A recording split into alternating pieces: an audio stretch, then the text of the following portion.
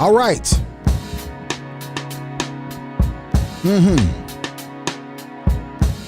Good morning, everybody. How you doing? How you doing? How you doing? How you doing? Yep. Boy, this is probably gonna be a dicey one today. We about to dig in on something.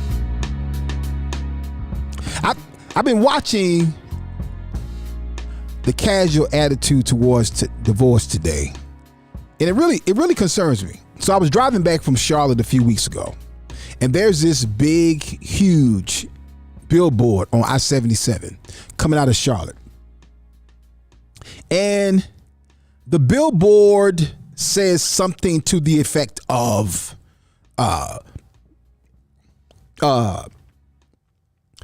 why be unhappy, get a divorce. No.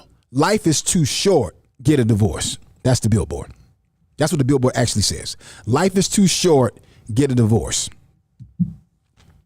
So what's interesting to me is the way, like, it's like, oh, okay, so you're just supposed to just like, oh, as soon as something get a little hard, deuces, I'm out.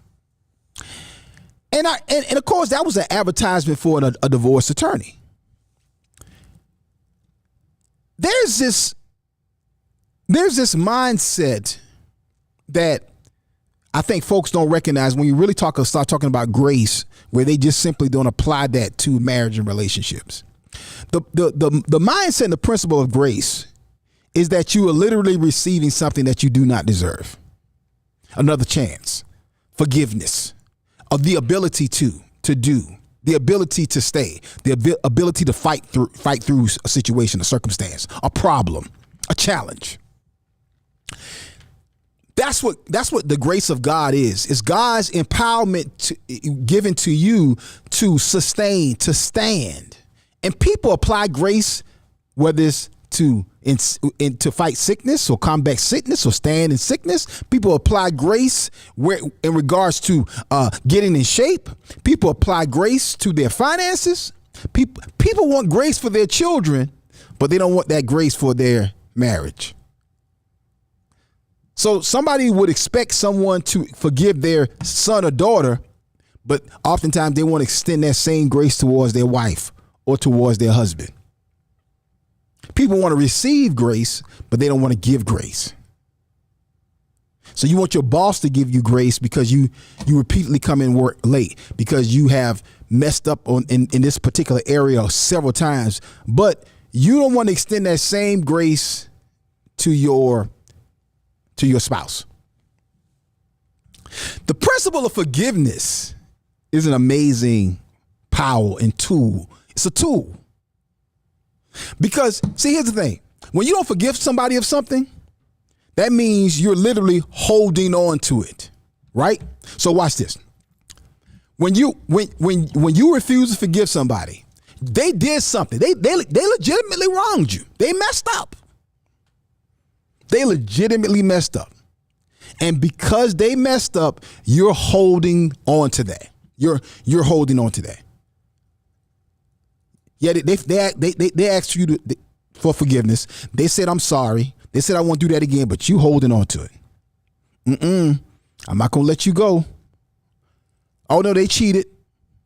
I'm not going to let you go. Your sister or brother offended you, and I'm holding on to it. I can't let that go. Your son or daughter offended you. I'm holding on to it. I can't let you go. Your wife offended you. I'm holding on to it. I can't let you go. The problem is, if I'm holding on to what you did against me, I can't receive what God is trying to give me. Yeah. Ooh. It's all these blessings that oh, wow. Okay, hold on right there.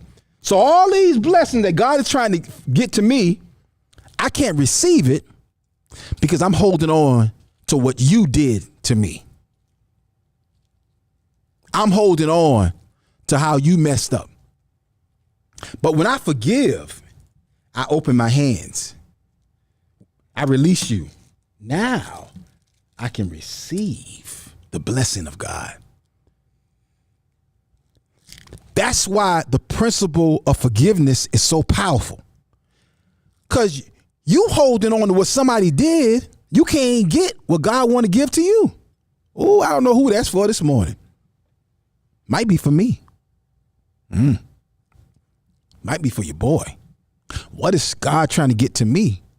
Because I'm holding on what somebody did to me. Watch this right here. Oftentimes, this is something I'm learning, particularly in business. The grace to forgive somebody for something they did is the exact same thing that I need somebody to forgive me for. Okay, watch this.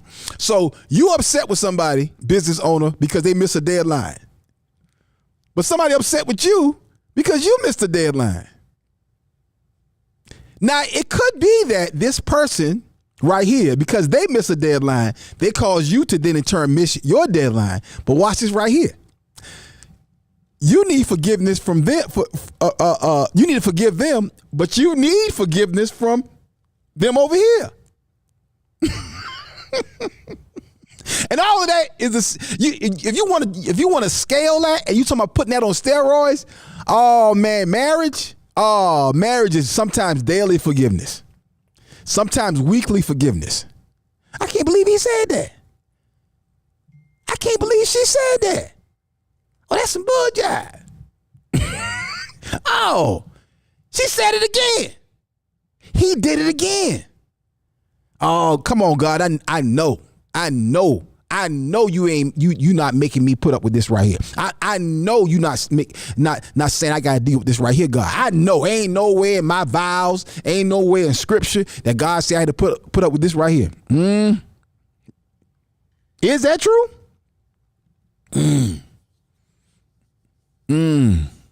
Ain't no way I didn't say that. Yeah, you said for better or for worse. Like, again, we're gonna talk about this today. Because I literally saw somebody I know two relationships where two people left someone, one a male and one a female, because somebody had cancer. That when I heard it, that concept blew my mind. Like, how do you leave someone because they got sick? Sir? Ma'am? Yeah. Let's talk about it. What are some good reasons for you to leave your relationship? What is a legitimate reason for you to leave your marriage? Let's see who's in the room. Let's see who is in the room today. Yeah, we up in here this morning. Real Don and Jay is in the building. And I have to say something here. So Clubhouse, good old Clubhouse, has changed their interface again. And that was one of the things that delayed us this morning. Yeah, I don't know what's going on. Anyway, listen, y'all, when y'all change the interface, y'all need to warn people. Good morning, Christina. How you doing, sis? Christina T. I love it. Venice. Good morning, Venice. How you doing? Nick. What to do, Nick? That's a very nice, welcoming, like cool, laid back profile pic, Nick. Norma. What's up, Norma? How you doing? Good morning. Ravandia. Did I say that right? Ravandia. Amy. Good morning. Ravandia. Good morning. Linda. Good morning. Shaknita. Did I say that right? Tasha. Good morning. Nicole. Good morning. Tori Free. Good morning. Folake is in the building. Good morning, Folake. How you doing? Alexander. Or is it Alexandria? Alexandra Gomez. Good morning. Igioma. Good morning. Kimberly, what's up, sis? How you doing, sis? Ashley Bailey, Canada in the house. What's up, ma'am? See if Ashley's gonna be talking trash today. She was talking trash about freestyle the other day. Tiana, good morning, Tiana. How you doing? Sade, what up, Sade? Good morning. Kuyana, did I say that right? Probably didn't. Julia, what's up, Julia? Ashley, good morning. Unruly. That's your profile name, Unruly? That's hilarious. Jeremiah, good morning. Kimberly, good morning. Mrs. Elizabeth. I love it. Mrs. Elizabeth. Good morning. Kashana. Good morning. Blanca. Good morning. Nii. Good morning. Prophetess Yulisa. Good morning. Kia. Good morning. Luca. Good morning. Sabi. Good morning. Shulamite. Good morning. Love it. Rochelle, good morning. Vita, good morning. Tasha, good morning. Danielle, good morning. Miriam, good morning. Listen, fam, we're going to talk about this morning. We're going to talk about it because I'm hearing these epidemic divorce rates that's continuously happening. And I'm hearing the reasons why some people are getting married. Donna pulled some of the reasons. And I'm like, oh, really? That's the, look at you. Look, let me tell you something. Today, it's harder for you to get out of a mortgage than it is for you to get out of a marriage. It's easier to divorce your wife than it is for you to get out of this house that you brought without if you can't sell it. Mess around and put a house on the market and not sell. You stuck with that bad boy. You can get out of your marriage in some states in a matter of weeks. Yeah, let's talk about that. That's crazy though. When you really get down to it, that's crazy. That makes absolutely no sense. Let's get into this conversation, family. Do me a favor.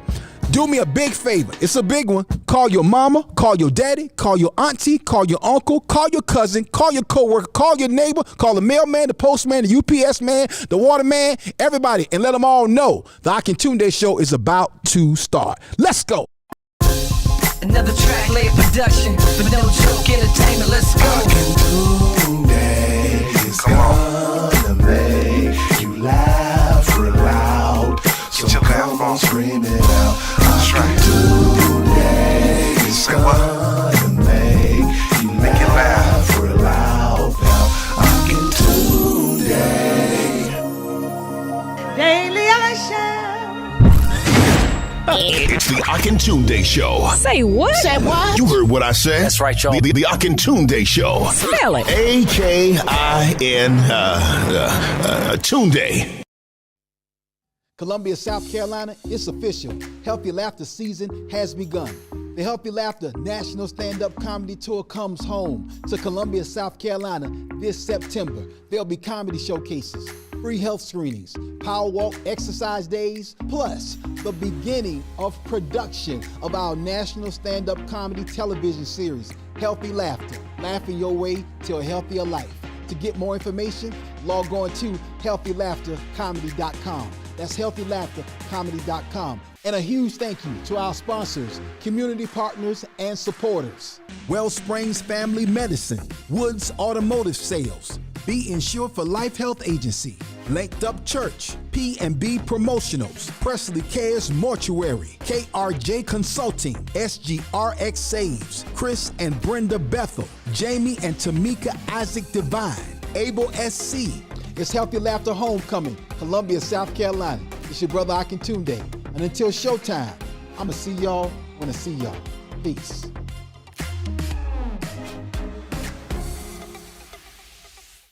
One of the best stories that I have in satisfying one of our clients happened just recently. We had a young lady that was did a family reunion for, and then they came back and placed a reorder. Now, when they placed the reorder, we could not get everything done in time. Well, we had to pull a lot of strings, make some things happen, work a little bit late, but it worked out where we were able to get the t-shirts printed and out for delivery. That's the things that we do for our clients, and we want to do that for you as well. It's easy to become frustrated when ordering branded products and apparel, but P&B Promotionals is here to help ease those frustrations with their over 800,000 promotional products and apparel. Whether screen printed t-shirts, embroidered polo shirts, stadium cups, umbrellas, or mugs, P&B Promotionals has just what you need. Log on to pbpromotionals.com and start your order now. That's pbpromotionals.com, or send an email to info@pbpromotionals.net. info@pbpromotionals.net. Imprinting the best for less. P&B Promotionals. At my church, we help people get better by teaching them how the word works. And we want to make sure there is no excuse not to get the word. It's our goal to make all of our ministries accessible on every smartphone, tablet, PC, and television connected to the internet. So whether you're a man who needs some wisdom, a woman who needs some encouragement, or a couple who needs guidance, the My Church channel has just what you need. Simply search for the My Church channel on Roku, Fire Stick, or Apple TV, or visit mychurchchannel.org. You can also download the My Church on the Go app from Apple or Google Play App Store. Constantly on the move? Check out the Word at My Church podcast on your favorite podcast platform. Or simply download the Word at My Church skill on your Alexa-enabled device. But whatever you do, make sure to stay connected. See you soon.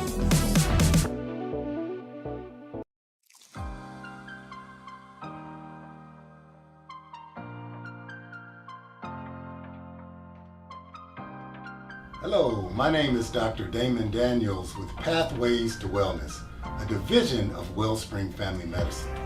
We're excited to be partnering with the Healthy Laughter comedy series. Our vision at Wellspring Family Medicine is to bring you the most up-to-date, cutting-edge medical tests to help you optimize your health. For instance, we have a pain-free, simple tool that takes 20 minutes to help you understand your heart disease risk. In addition, we'll be offering online courses to help you manage your diabetes, high blood pressure, or high cholesterol better. So connect with us on Facebook at Wellspring Family Medicine to take advantage of all the offerings we'll have to help you live a healthier, happier life.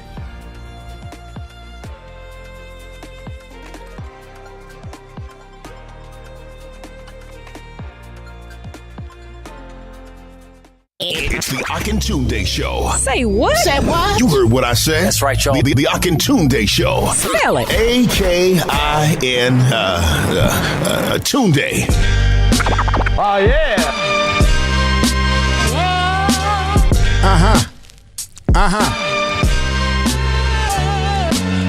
Thursday morning, feel a freestyle coming on. Thursday morning, I feel a freestyle coming on. I'm about to get it. I'm about to get it. If you receive correction, it's show enough protection. Make sure you don't catch no infections. Infection from sin. I'm catching you, my friend. Come on in, come on in. Share it within. Share this room. We about to have a conversation. Need to be heard all across the nation, all over the world. People getting divorced. You need to stay into your marriage. Maintain the course, Don't quit, don't quit. Stay in this. Stay for a while. Stay for your child, stay for your husband, stay for your wife. That's okay. Some marriages have a little strife, but you gotta work through it. Don't be so quick to leave. Maybe God can fix it. Best believe. Apply your faith, the same faith it takes to get the house. Apply it to your marriage. You know what I'm talking about. Feel a freestyle this morning. I feel a freestyle this morning. I feel a freestyle this morning. Pastor Tucker, what you got to say? Donna, what you got to say? Feel a freestyle this morning. Bring them on screen this morning. What you got to say? What you got to say? Is it okay? Yeah. Pastor Tucker's on the phone. Good morning. Good morning. Pastor Tucker's on the phone. Is he on the phone calling somebody to tell him how tight that freestyle was? Can we hear?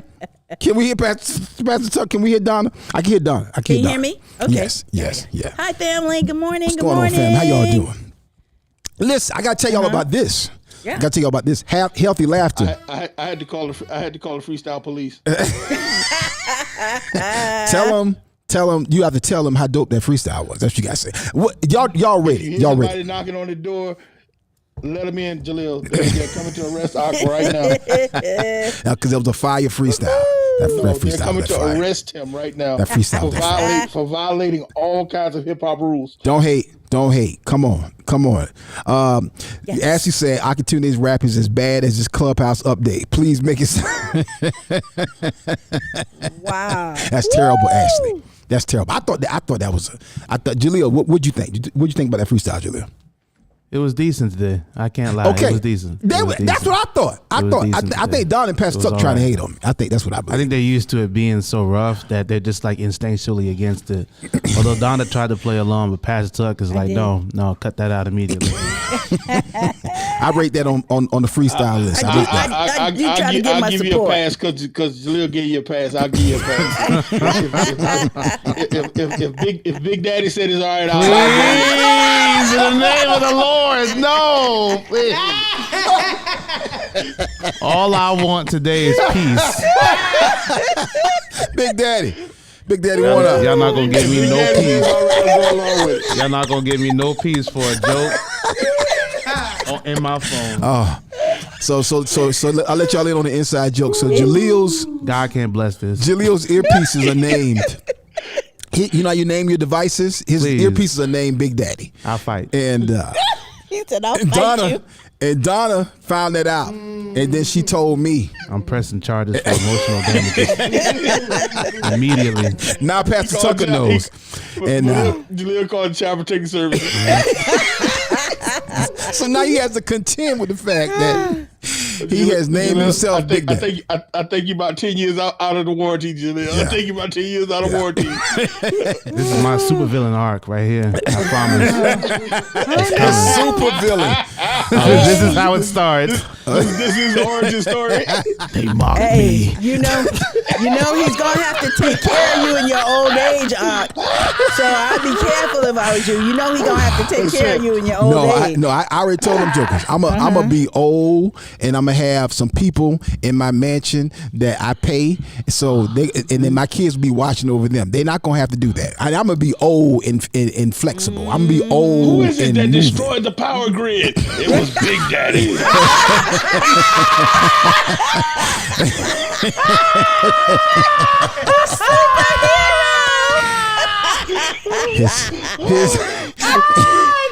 His villain origin story. Can no one save us? They mock me. They should know me by the name they mock me by. Big Daddy's gone to the dark side now. I hate it here. Oh my God! All I wanted was peace today. This is ignorance. I tell you. Let me give you a little piece. Right here's the piece. Healthy laughter is in full effect. Healthy laughter is in full effect. And let me shout out some of our sponsors real quick. Oh, yeah. Again, Sunday night, sold out show. Marcus D. Wiley, Kennedy Robinson in the building for the official kickoff of Healthy Laughter for First Sundays. And brought to you by Wellsprings Family Medicine. Make sure y'all get some more information about the P4P test that will allow you to get yourself tested for various ailments. Various things that often go unnoticed until it's at crisis mode can be found out, confirmed. You can become aware ahead of time by getting the P4P test. Dr. Damon Daniels, make sure y'all let him know if you call and you schedule your P4P test that you heard about it on the Akintunde show from Healthy Laughter. Wellsprings Family Medicine, one of our sponsors, PNB Promotionals, SGRX Saves, Woods Automotive Sales, Be Insured for Life Health Agency, Linked Up Church, Atlanta, Georgia, Presley Cares Mortuary Service, KRJ Consulting, Chris and Brenda Bethel, Jamie and Tamika Isaac Divine, and to our medical partners, in addition to Wellsprings Family Medicine, we have Able SC and Prisma Healthcare. Listen, they're gonna all be out front coming up in for Healthy Laughter, doing our comedy showcases, doing Healthy Laughter season, and they will be providing free health screenings. Free. Nobody will be asked for $1, for a dime, for insurance, for your Medicare card, for your Medicaid card. None of that will be asked of you. They'll simply ask you to sit down and get your personal information and then give you your tests, your screenings. So I'm super excited about it. That's one of the things I love about Healthy Laughter. I told y'all, I first learned that I had high blood pressure on a Healthy Laughter tour day in Atlanta, Georgia, at my cousin's church, Pastor Raphael Warnock. We were there for a Healthy Laughter day, and I went out into the lobby, and I just figured I'm going to take a test. I'm going to take the test and show everybody how easy it is and how cool it is. And that lady told me my blood pressure was high. I was like, what? She was like, yeah. She said you've never been diagnosed or told you had high blood pressure? I said, never. And she said, yeah. She said, when you get back in town, you need to go to your doctor. And that's when I found out. Went to Dr. Daniels and found out that I had high blood pressure. So, yeah. Wasn't so cool, was it? It wasn't. Not at all. What this little fun thing you go out here and do in the lobby. No, dude, you do, for real. So, yeah. And that took me on my journey, really of becoming more health aware. Marcus D. Wiley again was here Sunday night. Rodney Perry, Tara Brown, Corey Johnson, Cleto Rodriguez, and more will be comedians who you will see with Healthy Laughter over the next few weeks. This weekend, next week, and then on the 23rd, I got some big news. There's a good change that's coming to our showcase, and I'll tell you about that after we get the full details confirmed. But listen, some of the biggest names in gospel production will be in Columbia, South Carolina, and I'll tell you more about that. But listen, we are getting ready to do something quite special, and I'm excited about it, off the charts excited about it, for our Healthy Laughter television production that's coming up on September the 23rd. Just keep up with me, whether you go to my IamAkintunde.com website, or if you log on to healthylaughtercomedy.com and get more information. But again, this weekend, free health screenings and a comedy show September 9th, September 16th. It is our festival day. We'll be out having a good time, DJ, live music, as well as free food tasting, and as well as a comedy show that's next week, September 16th. September 23rd, it's our live recording, the first time cameras will roll for our Healthy Laughter television series. And you may can tell it in my voice, in my attitude, but I'm excited about what's about to happen. I believe the Healthy Laughter movement is going to go all over the world and bless and help people, and I'm excited about all of our partners and sponsors who have made this happen. Today we're talking about something that's important. We're talking about the reasons to leave your marriage. Okay, I said it a little bit differently. I said a good reason to leave on Clubhouse, your marriage. And listen, there's an epidemic level of divorce. So we're going to talk about that today and talk about some of the reasons. What is an appropriate reason to leave your marriage? But while we're talking about the appropriate reasons, there's a lot of inappropriate reasons to leave your relationship. We're going to get into that in just a little bit. Before we get into that, bear with me a little bit, because I do want to address something that happened the other day. Okay, so there's this video that's out. This young lady was hit in the face with a brick by a man. Apparently, there were other men around when this happened. The lady then goes on social media. She took a picture of herself and she did a video where she was sharing her journey from. The video seems to be where I picked it up at. She was in the emergency room, and she was talking about the fact that this man hit her in the face with a brick, and then there was no retribution for him, and she said that other men stood around while he did that. Now, this has been a problem for me, and I'm going to address the full facts behind that. And we're not going to talk about this long. It's not going to overrun the show topic wise, because I do want to get to our prepared topic, but I do want to address this. Pastor Tuck, we've talked about this, okay?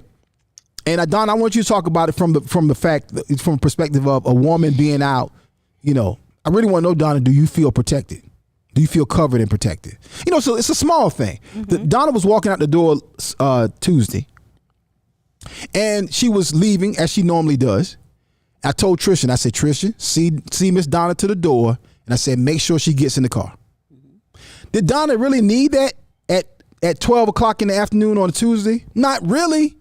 But you do need to check and see, just in case, to make sure that as a woman who, quite frankly, we are responsible for, because if something happened to Donna outside, somebody gonna ask, well, what happened? There's a level of responsibility that comes with being a man. So not only do I want Donna to be covered and protected in the case that anything happens, but I also want Tristan as a young man to recognize, not saying he doesn't, but to recognize that you're responsible for women, and you should check behind women, particularly a woman who you know and care about. You should check to make sure that in the simplest fashion that she gets in the car, whether it's walking somebody outside to your driveway at night, whether it's walking somebody outside after work, whether it's just checking. It's a small thing, but it's a serious thing. So we'll talk about that from that perspective, Donna. Okay. Do you feel protected? But Pastor Tuck, me and you talked about this because you sent me a video. What was that now? 2 months ago? Yep, it was a couple months ago. We actually had a man cave about it. What did y'all dig into on the man cave? It was a friend of mine who's actually he's a fashion designer, big world-renowned fashion designer. He was actually my daughter Kaya's mentor years ago, and he was in his vehicle, and they stopped at a stoplight a couple cars back, and it was a homeless guy that was approaching this lady with a stroller, asking for money. And when she told him she didn't have any money, he got irate. And basically, when you say he, the homeless guy. Yeah, the homeless guy pushes the stroller over and basically slaps the lady. Gosh. And you see these guys jump out of their car, and he jumps out of his car, and the other guys jump out of their car, they take their phones out, they start filming it. He goes over and punches the guy and start helping the lady up. And then he turns around, he looks, and these other guys sitting there with their phones. Wow. And he's like ballistic because he's the only one that goes to help the lady. Yeah. And these other guys are standing there. And so he had done this live video, this immediate afterwards, he's still full of adrenaline. He's just kind of going off. And when I saw the video, I had called him about it. And, he was apologizing to me because he was using some language. And I was like, man, I understood how he felt. Yeah. In that moment, because he was just like, what are we doing? Yeah. When we want to, and they were like, well, we were just trying to capture the footage. It was like, yeah, capture the footage. Well, what were you gonna do after he wait till after you stomped out the baby? What are you doing? Right. Yeah. These some. Some interesting times, as you always say. Well, these dudes out here today are made out of some different stuff. You remember they had a song when we was kids talking about girls are made of sugar and spice and everything nice. And boys are made of what was it? Some snips and snails and puppy dog tails. There you go. But now I believe they made out of cotton and tissue paper and white bread. White bread. Cotton, tissue paper, and white bread. That's hilarious. Yeah, I mean, anything soft you can find. That's what they're making young men out of these days. Soft as a loaf of bread. We used to call them HANs. I can't say what HAN means on, but yeah. PANs. PAN's another one. Oh, yes. wow. SAN is another one. Yeah. Yeah. Yeah. It's like, I'm what? Just like, bruh, what is this? What manner of man is this? Yeah, I mean, because at the end of the day, and I get it. You may not be the dude who got a lot of scrap game in you. Maybe you wasn't out here fighting all the time. Right. Maybe you concerned about your legitimate safety, right? But what if that was your mama? What if that was your mama? What if that was your daughter? What if that's your sister? What if that was your daughter? Yeah. How would you want somebody else to respond? And that's the problem. This is the world we living in right now. And sometimes it doesn't matter. It doesn't mean that you run into violent action. Somebody's like, yo, bruh, ho, fam, bruh, my man's, yo. Exactly. It's other ways to approach. Yeah, you don't sit back pull out your phone, become an observer, become a spectator. If nothing else, throw the phone at the joker, man. Do something. Yeah. It's use wisdom, use discernment. Okay. Speaking of that, so there was another video that came out after the young lady posted the video. And this young man said that, okay, everybody's talking about her video and what should have happened. He said, I was one of the guys who was out there. He said, what folks don't realize is that she was, I'm paraphrasing, she was aggressive. She wasn't like an innocent just a victim. He said she was aggressive and she was going back and forth. Now, no matter what, let's be clear about this. Let's just say she was. Let's just say she was popping off even at the mouth, or let's say she was coming at the guy. There is no excuse for you to hit a woman in the face with a brick. Period. With a brick. And, like, and, no and, excuse. and, the thing, and even in that, you know, when the guy say, you know, that she wasn't an innocent bystander and she was being aggressive and she was going back and forth with the guy, how do you know what started this? Right. Right. Because, you know, of course, they say the caption was she gets hit in the face with a brick because she didn't give him her number. Right. And maybe that's how this started. Yeah. He approached her. Yeah. And she tried to refuse him, and he kept going. And then so this how this heated exchange may have started. Right. So you may have seen the heated exchange, and so now you're saying, so she coming off wrong on him. Right. And when she literally just told him, no, I'm not interested. Go on about your business. And how many times have we seen that coming up as young men? You out at the party somewhere, and a female attractive woman walks by, and a dude like, hey, shorty, hey, white pants, pss, pss, hey, baby girl, hey, let me holler at you. Let me holler at you. Oh, you know what? You ain't all that anyway. F you, B. F you. I've seen it. Scores of times where now in most of those cases you might have a woman turn around. Back then I'm talking about this 30 plus years ago, most of those cases woman turn around and she like, ain't nobody wants you anyway, or she might say a little something, she, you know, or she might F you back, whatever, but it normally she in most cases kept going because she realized this is a fool right here, I should not engage him. And nowadays that ain't the case. No. So old girl like, you know what? Da, and she might come at you. Now, here's the whole thing. I've said this on several occasions. Ladies, you have to be very careful approaching someone who is naturally more powerful than you in strength, in natural strength, in public, and just wilding out and saying stuff that in most cases you don't want to even engage. You just upset. I get it. I've even corrected my own daughters who drive it and you got road rage. I'm like, look, let me tell you something. Don't be yelling at people in cars, because if that person was one-to-one with you, you wouldn't be responding like that. If he was face-to-face with you, you wouldn't be responding like that. So you need to pipe that down, get that under control, because you never know when you run upon a fool who will follow you, who will engage you. Okay, so you got to use wisdom when you out here trafficking and moving around in the streets. And so the question becomes, briefly, before we get into the other topic, what are the rules for engagement, Pastor Tuck? And you think about that, but I want to ask Donna the question. Donna, do you feel safe out here today, moving around as a lady, whether you in a grocery store, whether you in your neighborhood, whether you at the mall? Do you feel safe that if something was to happen, somebody was bothering, being inappropriate with you, that someone that you don't know, I'm not talking if you out with Quan, or if you out with me or something. No, I'm saying if you just out moving around in life, do you feel safe as a woman today? Less and less safe every day, probably, because there are, just for what you were just saying, people are on another thing these days. They are really on another vibe these days. And you could just walk past somebody and look at them, and if you made eye contact with them or something and look away, and they're like, oh, who are you looking at? What you looking at? Jumping off on you like that. So no, and like we were talking about just a couple of days ago, no place is safe now. There's no sacred place anymore.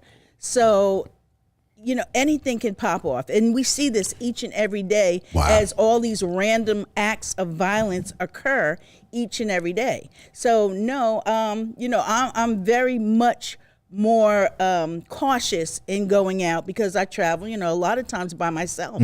So I'm very cautious about traveling by myself. I try to keep my head on a swivel as much as possible. When people are, hoo, hey, hey. Just even out here the other day, some guy was down the street a little bit, and as I was walking to my car, I heard him, but I just kept walking to my car, put my key in there, and kept going. Yeah. But it is it's dangerous to acknowledge them, but it's also dangerous not to, because you don't know, they run right upon you. Wow. So no, I don't feel as safe as I used to. Okay, see, to that point, I'm reading some comments here on Clubhouse. Takesha Wallace said, "What's up, sis?" She said, "It's precisely why I carry my 40 with me. When my 40 isn't an option, I do carry my mace. I stay on alert with my head on a swivel." Wow. Okay. Jesus, that's the second time I hear him hearing that this morning. One from Donna, one from Takesha. Kimberly said, "Exactly, Takesha. I do the same. I was thinking of getting a pocket-sized one that's easier to carry." Now, and Kimberly, you talking about your pistol? You talking about mace? Which one? Pistol. She talking about pistol. She talking about that thing. You know, my daughter tells me all the time, "Mommy, you need something. You need something." But I'm just like, I'm not experienced with it or anything, so I don't want to end up having it and shooting myself. So I'm gonna send you a link, Donna. I'm gonna send you a link when we get off. It's something you need. I'm gonna send you a link. But I need to go down and purchase it, go down to the range and practice with it and become comfortable with it. I'm gonna send you what I got my daughter. I got my daughter. Oh, I know what you're saying. I got what I bought. What was that for thing? my daughter. What was that? It's a pepper spray gun. Yeah. Yep. Right.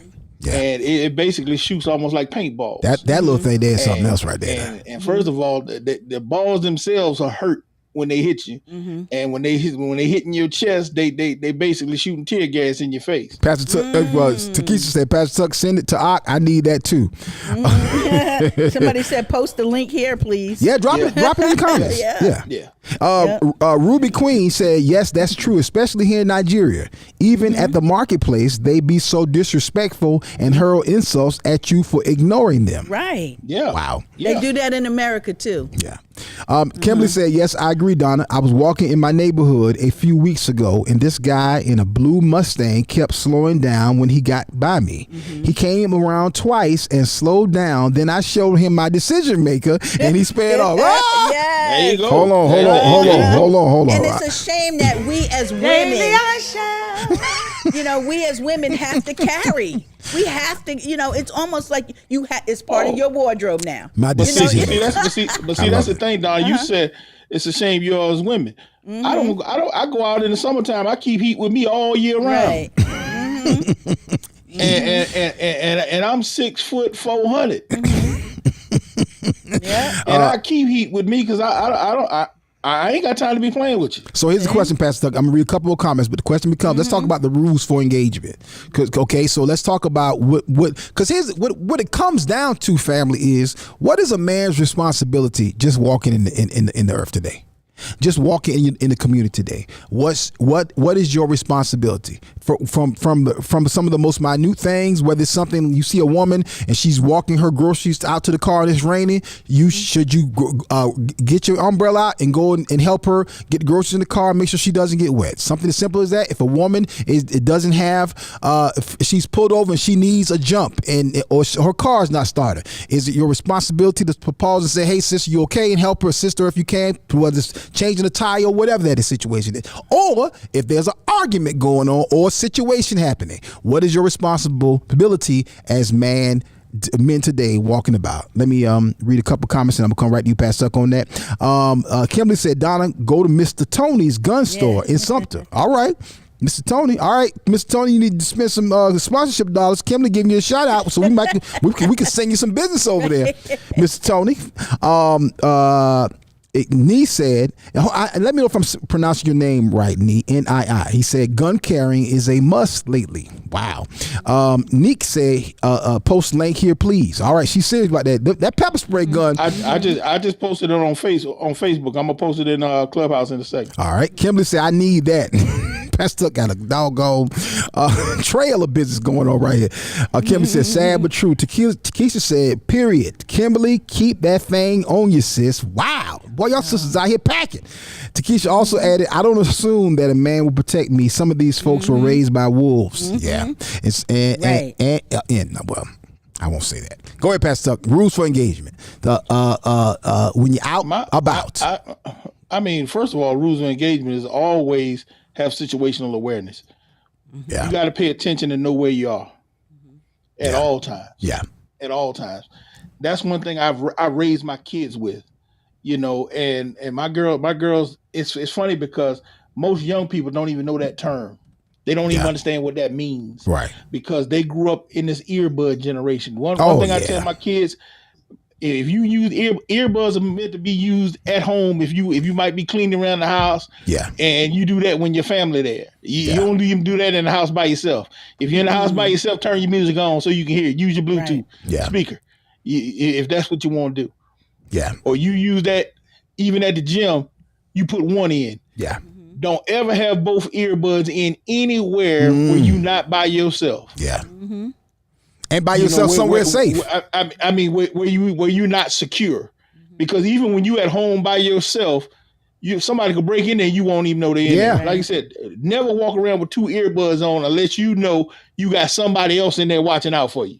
Yeah, yeah. Speaking of which situational aware, I owe Jaleel. A lot of folks don't realize I'm a retired practical joker. I've largely retired from practical joking people. But Jaleel has brought me out of retirement. Yesterday, Jaleel snuck it up on me in the studio. I was working, and I think, did I have the headphones on? No, you didn't. I did. What was I just deep in You thought? were just sitting there. You were just sitting deep in thought. I thought you heard the door open, but I guess you didn't. And I just crept up on you and put my hand on your shoulder, and you turned so fast.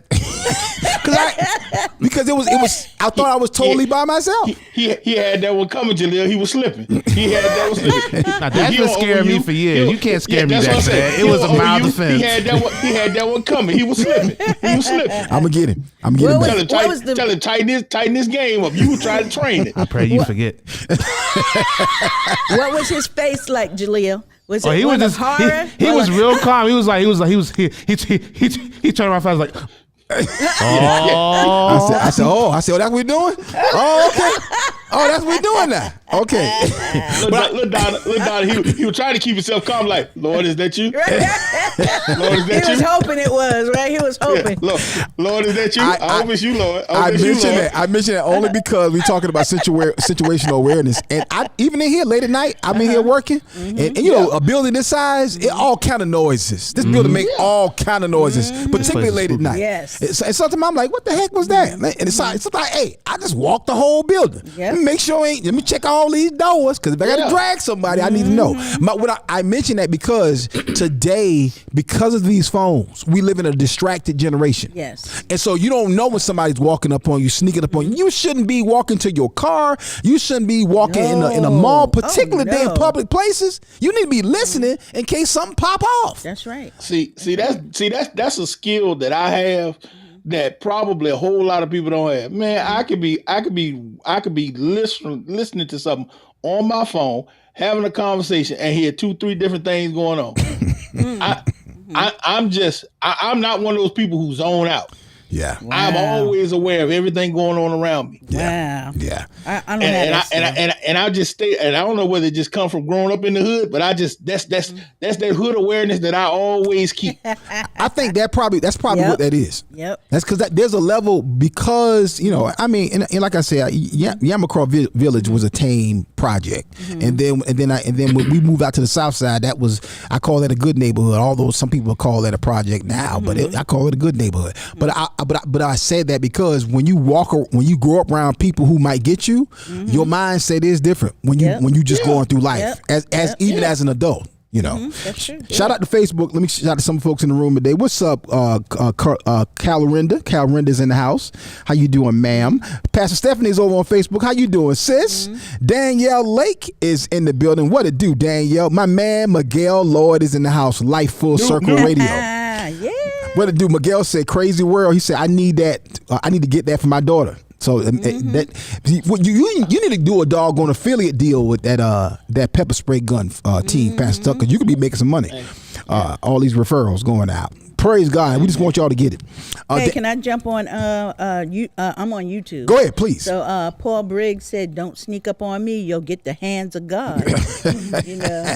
Yeah. He also said your freestyle was alright. He said, really, Paul? Really? See how people do you? See how you people do you? See that? Gene Stewart said abuse.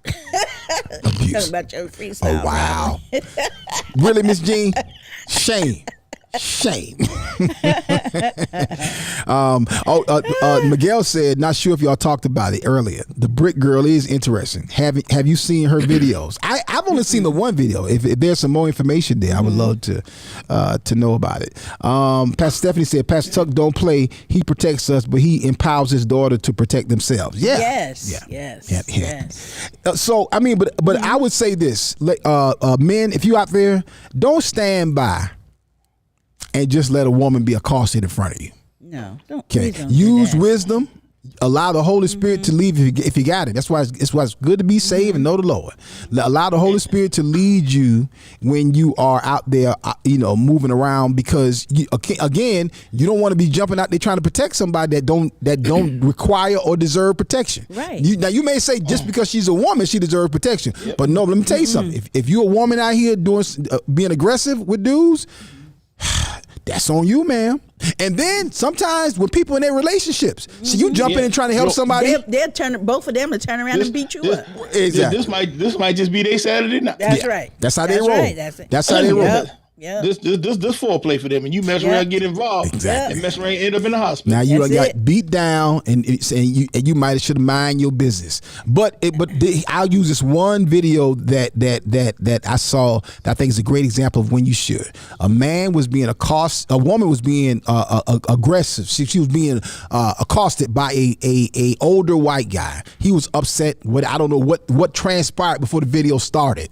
But they was going back and forth, and the sister was going back and forth with him, but she was pregnant, and the man started getting closer to her, and when he started getting closer to her, her tone and her body language changed, right, and clearly at that point it wasn't just I'm aggressive. Right, it's fear. And he knew that. And he said something to the effect of, you're not talking so much now. Then out of the other shot, this brother walks up. Brother was a good sized brother. He walks up. He said, hey, MF'er, get out that woman face. What you doing in that woman face? And then he tried to explain, but he was explaining aggressively. And he was like, no, I said, get out that woman face. And then the white guy started getting aggressive with him. And started getting close to his face. He said, now, I'll say this for the lady. As soon as bro walked up, sis fell back. She fell all the way back. She didn't leave the situation, but she took a couple of steps back and she was peaceful after that. And the only time she interjected at all was when the guy tried to say that she was doing this or doing that, and she just said, no, he was yelling at me. He got in my face. She just corrected and responded to what he was saying. But the guy kept getting in the brother's face. So the brother, hey, MF, I say back up. And this went back on a few times. And then finally, bro pulled out that strap. And when he pulled that strap out, the guy said, put that gun back. You put that gun back. He said, nah. It ain't so funny now. Then the whole thing changed. And go out there and find the video. But I will say this. It was a good example of a couple of key things. Number one, of a man standing up for a pregnant woman. I don't care whether she old, whether she young, whether she white, whether she black, whatever she is. I believe, to Hispanic, Latino, Asian, whatever. If you see a woman being taken advantage of, you have a level of responsibility to do something if you are an able-bodied man. But you have to use wisdom, and you have to determine how do I respond? How do I engage that situation? Now, so sometimes it may just be that you need to reason with that brother. Hey, bro. Hey, man. Hey, man, don't go to jail, bro. Bro, don't go to jail. Man, I don't want to see you go to jail, man. Chill out, bro. Right. Chill out. Don't go to jail, my man. I don't want to see that happen to you. And then sometimes that may be something that calms somebody down. If somebody is being aggressive, hey, appeal to their reason. Bruh, that woman pregnant, man. Oh, that's a weaker vessel. Or you way bigger than that one. Whatever it is, it may not be that you need to use aggression in this situation. But you, in particular, if it's a child, it's all kind of crazy stuff going on out here. You hearing these stories of people being out somewhere, and I promise we go into the main topic for today. But you hearing stories of people being out somewhere and folks being sex trafficked. And somebody seeing them out in a restaurant. You know, I saw a story not too long ago where a young lady was out in, I think, a Cracker Barrel, and she wrote down on a menu, "I'm not safe. I've been kidnapped," and she gave that to the waitress, and the waitress then called the police, and the person was then arrested. It's some crazy stuff happening out here. It's some crazy stuff, and you have to determine Should you respond? And if you do, how should you respond? Exactly. That's one of the reasons why I always tell people you got to get used to hearing the voice of God. Yeah. Because if you are attuned to the voice of God, God will always tell you how to respond in situations. Yeah. Yeah. Regardless of what's happening. Yeah. God might tell you. Regardless of what happened, God will tell you how to respond. He'll tell you if you need to intervene. He'll tell you if you need to fall back. He'll tell you whether or not you need to be aggressive. He'll tell you exactly how to respond in that situation. Yeah. You should listen too. Cause I'm gonna say one incident that happened to me.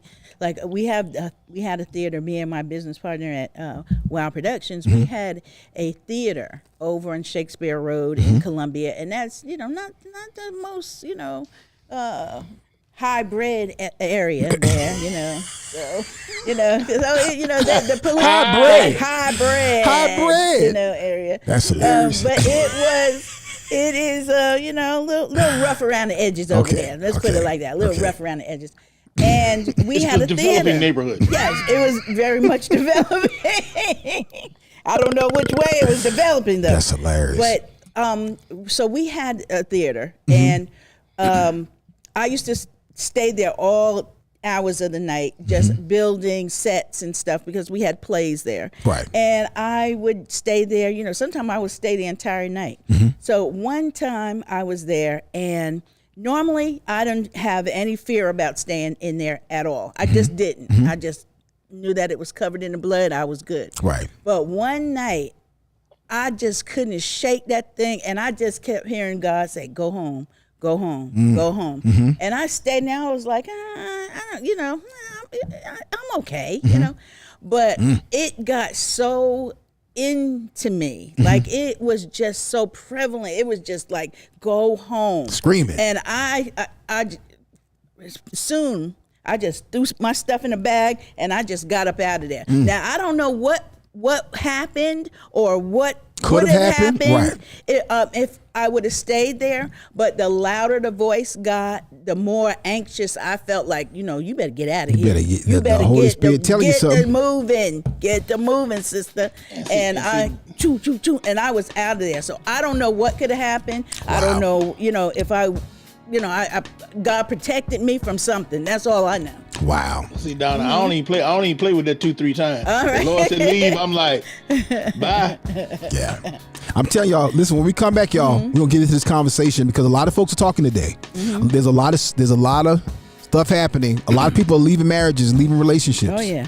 And I'm just gonna be honest with you. Some of these reasons ain't good reasons. They ain't biblical reasons. They ain't even wise reasons. And let's get into that. All right. What's some good reasons for you to leave your marriage? Are there any? Are there any? Yeah. Let's have this conversation, family. Listen, we won't dig in on this right here, and we ain't trying to put nobody in condemnation. You can't go back and rewrite history. Nope. But so I think somebody might need to hold your mule. Hold on before you back out. Don't leave just yet. When we come back, family, let's get this conversation. This is the Akintunde Show. Don't y'all move. Columbia, South Carolina, it's official. Healthy Laughter season has begun. The Healthy Laughter National Stand-Up Comedy Tour comes home to Columbia, South Carolina this September. There'll be comedy showcases, free health screenings, power walk exercise days, plus the beginning of production of our national stand-up comedy television series, Healthy Laughter, laughing your way to a healthier life. To get more information, log on to healthylaughtercomedy.com. That's healthylaughtercomedy.com. And a huge thank you to our sponsors, community partners, and supporters. Wellsprings Family Medicine, Woods Automotive Sales, Be Insured for Life Health Agency, Linked Up Church, P&B Promotionals, Presley Cares Mortuary, KRJ Consulting, SGRX Saves, Chris and Brenda Bethel, Jamie and Tamika Isaac Divine, Able SC. It's Healthy Laughter Homecoming, Columbia, South Carolina. It's your brother Akintunde. And until showtime, I'ma see y'all when I see y'all. Peace.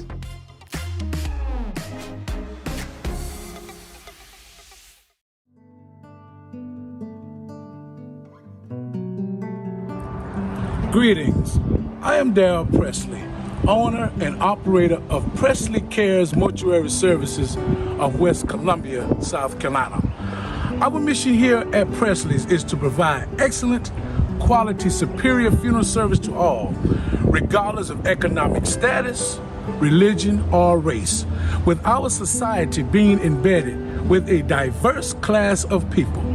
Our staff here at Presley's pledges to offer only one class of service, and that is superior. So rendering professional services to the families that call upon us is not an option, it's mandatory. Presley Cares Mortuary Services, where we are caring for you and your loved one.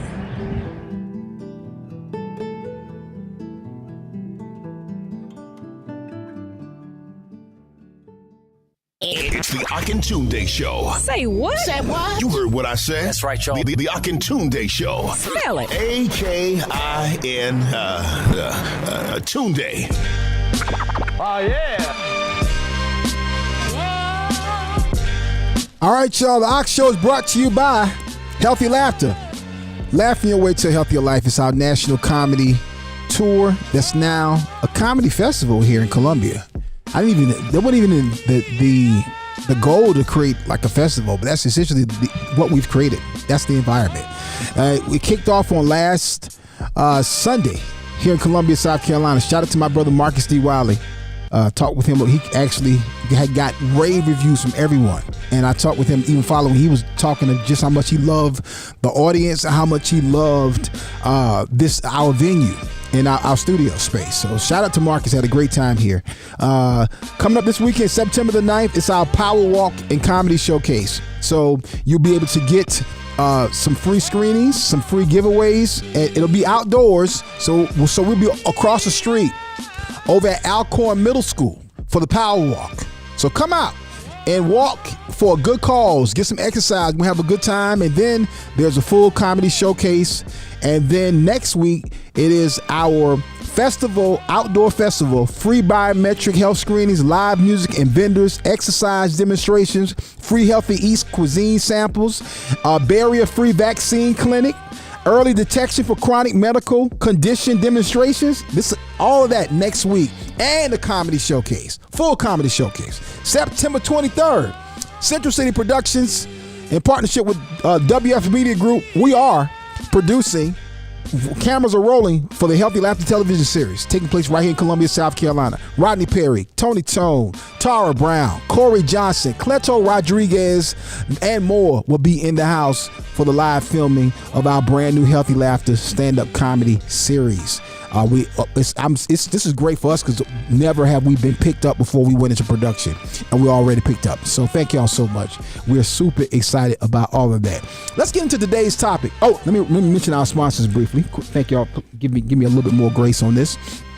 Wellsprings Family Medicine, P&B Promotionals, SGRX Saves, Woods Automotive Sales, Be Insured for Life Health Agency, Linked Up Church Atlanta, Presley Cares Mortuary Service, KRJ Consulting, Chris and Brenda Bethel, Jamie and Tamika Isaac Divine, Able SC, and Prisma Healthcare. And in just a little while, I got to tell y'all about something that is special that's happening coming up this Sunday, family. It's something that's very special. I need to tell y'all, remind y'all about that. Make sure that y'all are in the house over on the My Church channel. Listen, let's get into this conversation because I fully realize, let me be clear about this. I fully realize that I've been out of the game for a long time. I always say that. And I say that because I do recognize that things have changed. Both Pastor Tuck and myself have been off the dating or relationship market for many, many, many years, decades now. So we realize that. Speak for yourself. What you mean? Speak for yourself. You. I'm still dating. I got a full-time girlfriend. Well, if that's I got one too then. Yeah, that's what I'm saying. You better speak for yourself. Speak for yourself. Speaking of which, I hate my boo thing wait for me to get off air now. I don't know what you talking about. Look at him being fresh in the middle of the day. That's all right. Being fresh in the middle of the day. Rufus, where are you? Where are you, Rufus? Where's Rufus? Rufus coming. Okay. But the tone in relationships are different. So a part of this conversation stems from a video that I watched on YouTube, and this lady was having some revelation. She's about The woman in the video was in her early 40s. And she said that she realized that her and her husband should not be together. And she said she came to a revelation, some awareness. So the interviewer asked her, well, what was going on? She said it wasn't anything that he was doing. He wasn't unfaithful. He wasn't abusive. He is or was not a bad man. I just realized that I should not be married to him. And she got a divorce.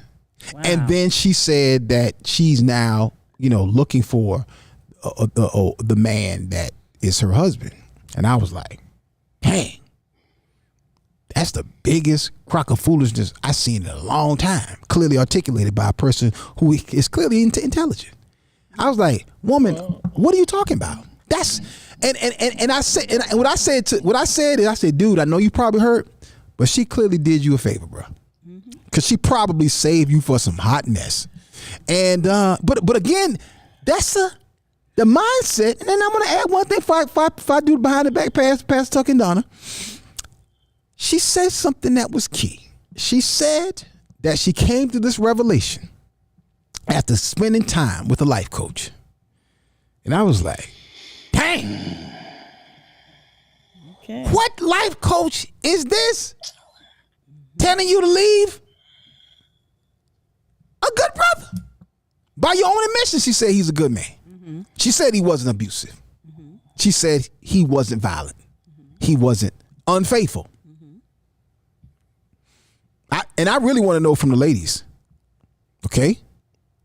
Like, do you feel as though is that a good reason to leave a marriage, right?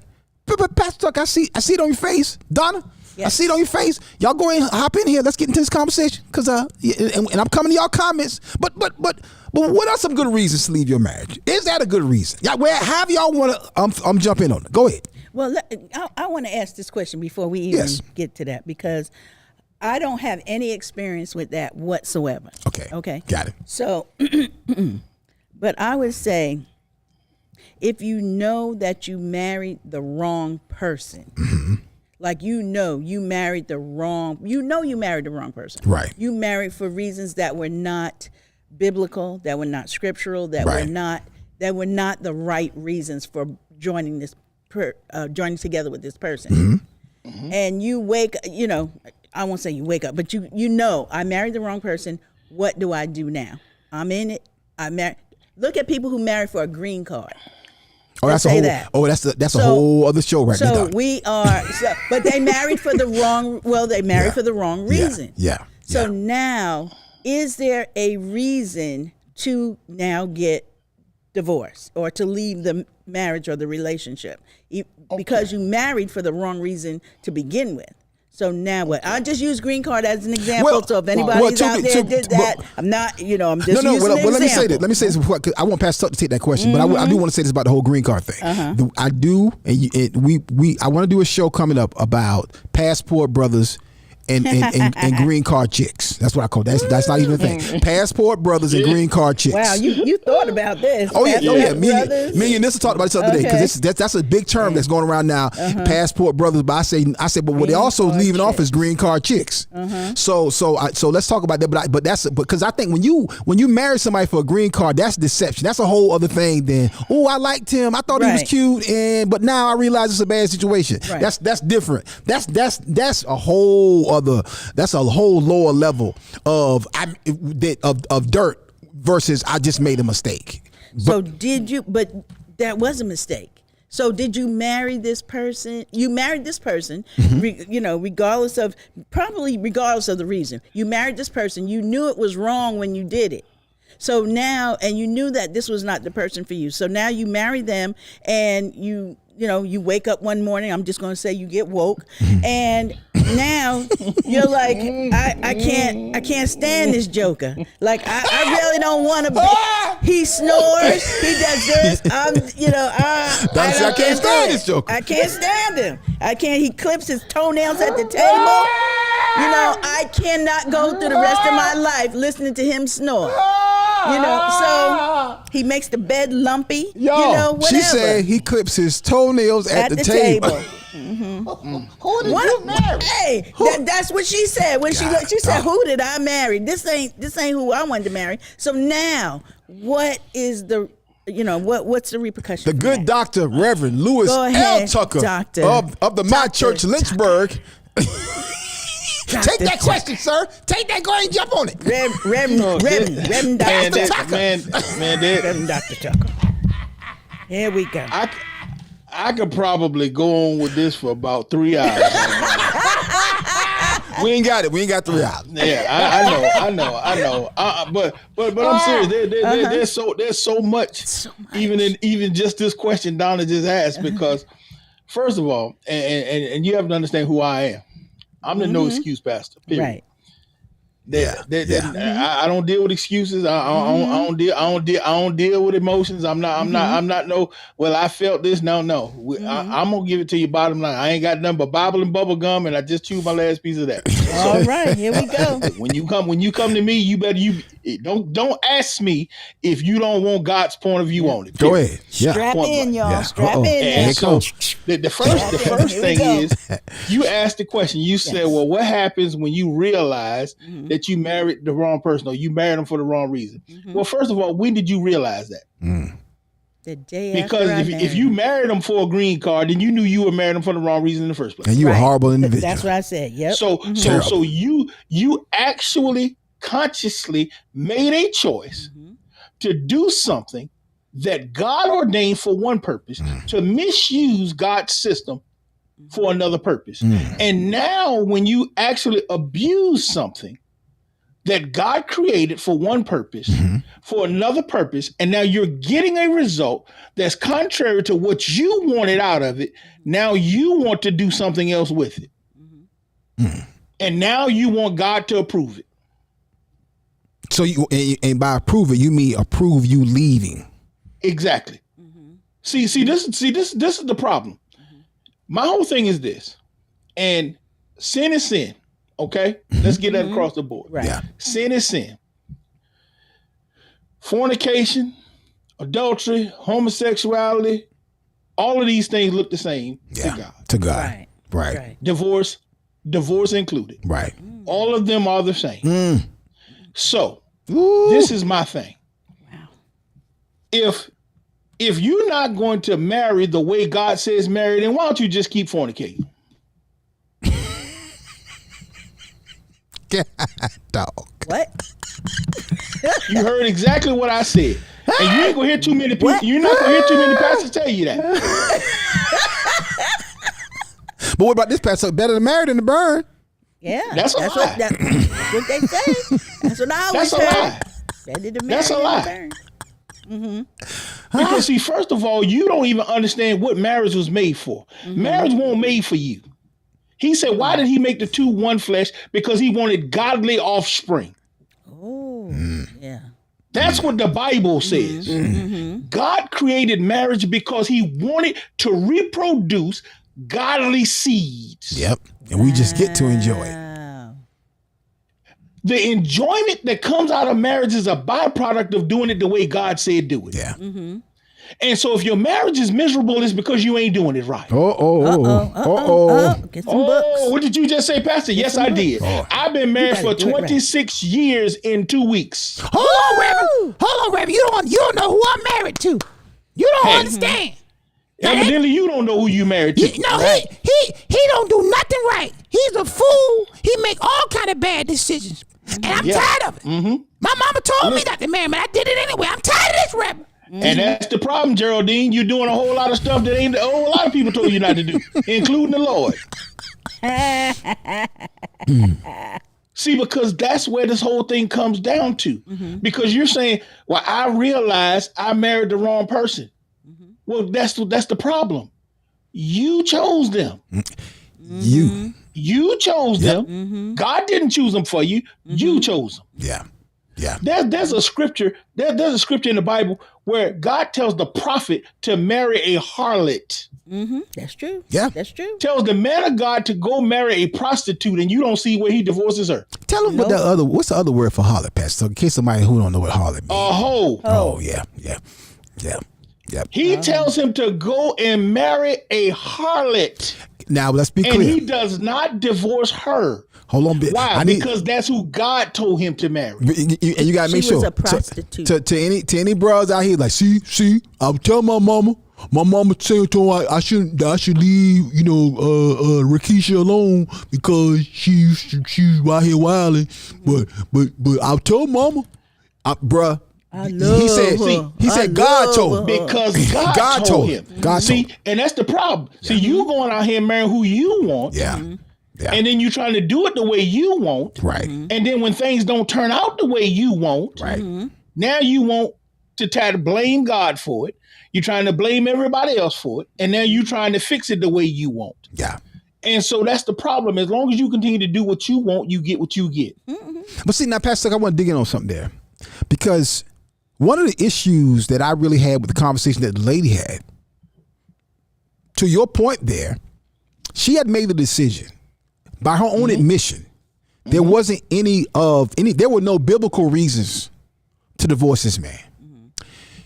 They have children. They have a child. I'm like, y'all got a child? You saying that you had a revelation or some awareness now. He's not a bad man. He's not unfaithful.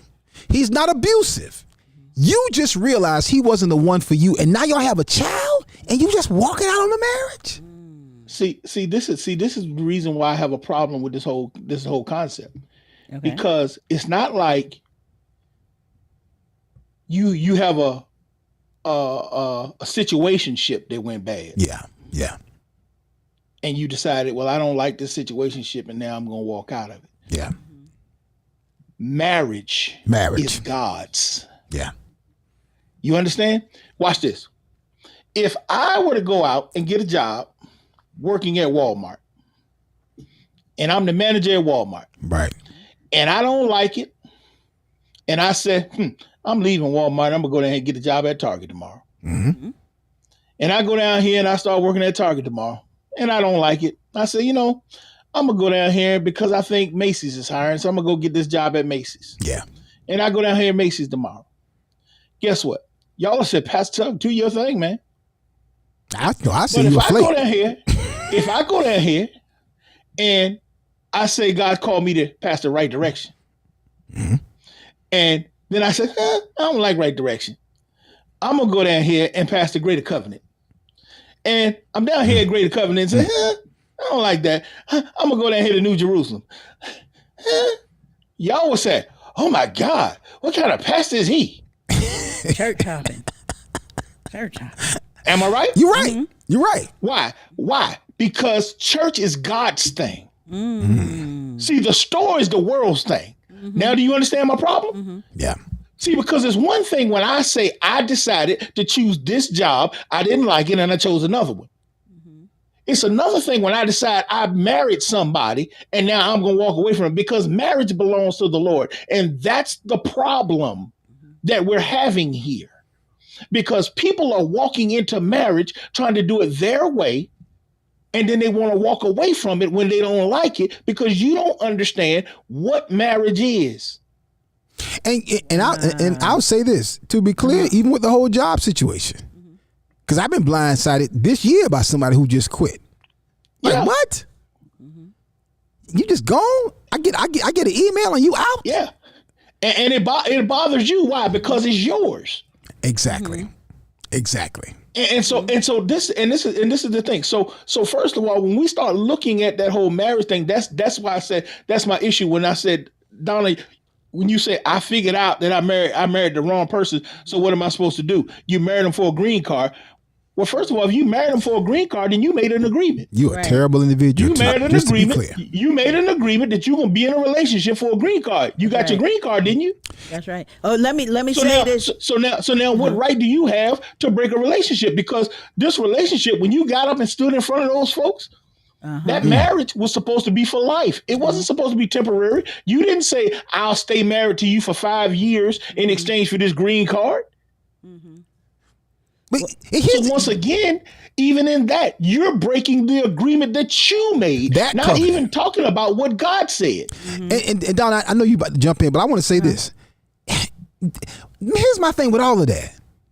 Man, do you really think God is going to bless that?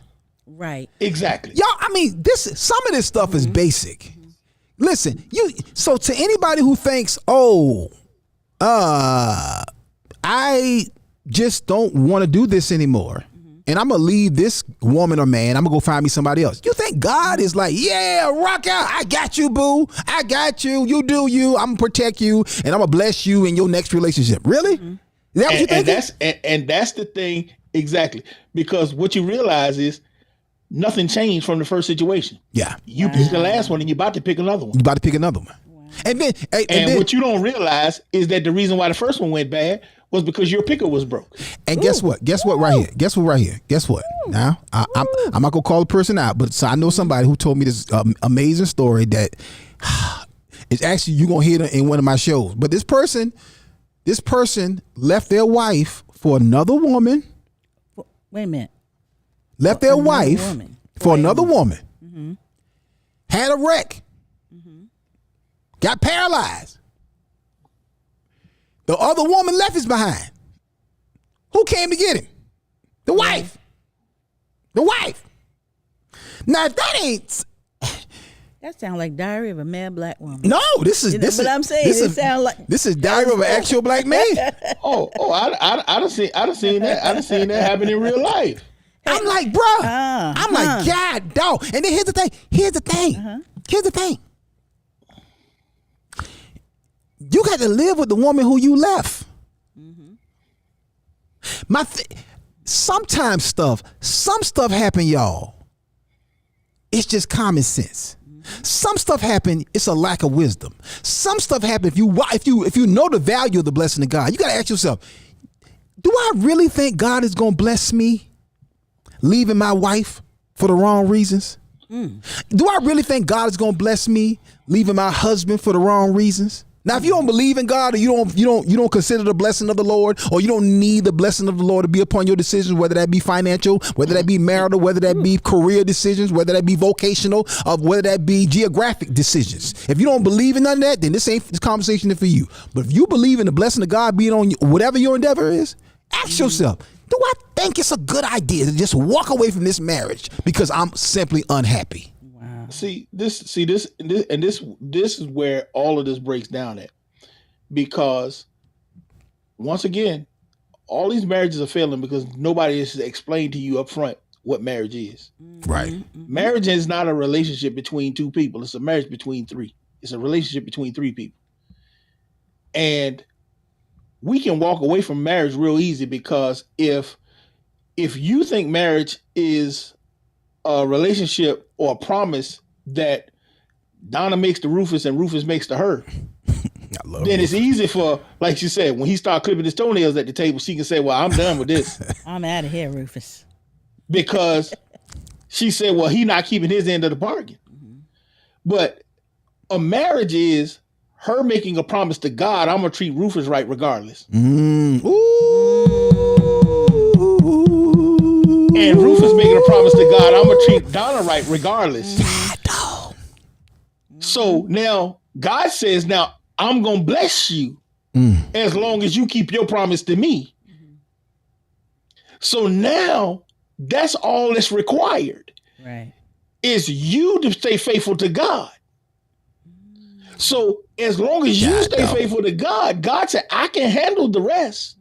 Because even when Donna acting crazy, Rufus said, I'm going to keep treating Donna right because I made a promise to God. And God said, don't you worry about her, Rufus. I can deal with her. Mm-hmm. Supernaturally. See, because when you can't talk to her, I can talk to her. When you can't handle her, I can handle her. And see, that's why people don't understand. People are like, well, what you supposed to do? See, even those marriages that they say, well, we got married and we ain't even know God. God can fix anything you submit to him. Yep, that's right. I got one of them. See, I knew God, but I wasn't saved. Two people can get married and ain't neither one of them saved. But the problem is when both of them submit to God, God can do anything. He can do a mighty work. He can do a mighty work. And that's why the Bible only talks about divorce from a standpoint. He said, even if you got an unbelieving spouse, if they willing to live with you, He said, basically, if they willing to stay in this situation and live peaceably in that situation, he said, your prayer life can change that. Come on now. Amen. Hallelujah. As long as you submit it and keep living like I tell you, he said, because I can show you how to love them into me. But hold on, Pastor Tuck. Now he clipping his dang on toenails at the dang on dinner table. Now I can't put up with this. I'm not gonna put up with this in my life. I need my peace, and I need that's unsanitary. Now you're not gonna tell me I got to stay and put up with that. Watch this. Watch this, Geraldine. Well, why don't you start getting them pedicures? He won't have to clip his own toenails. You ain't got to worry about where they clip that. Well, you know, I never thought about it like that. Yeah. See. The Lord will know how to lead you even in mess.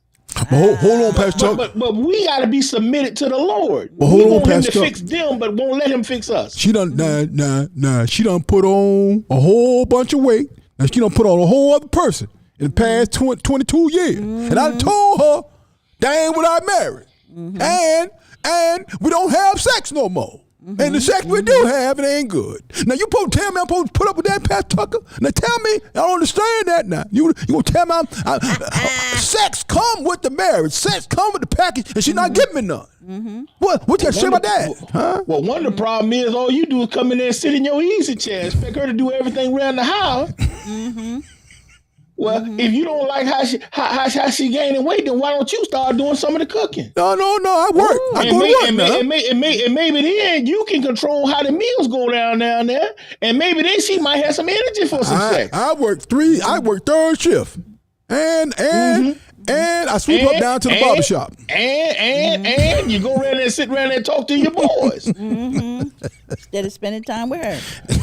That's it. And I want to jump in and say, if they just tuned in to the show, I never married for a green card. I never married. So I just want to put that in there. I did not marry. Y'all for a know green Donna card. is originally from Zanzibar, and she came here. She married Rufus. She married Rufus for a green card, then left him. Got that green card, and we ain't seen Rufus since.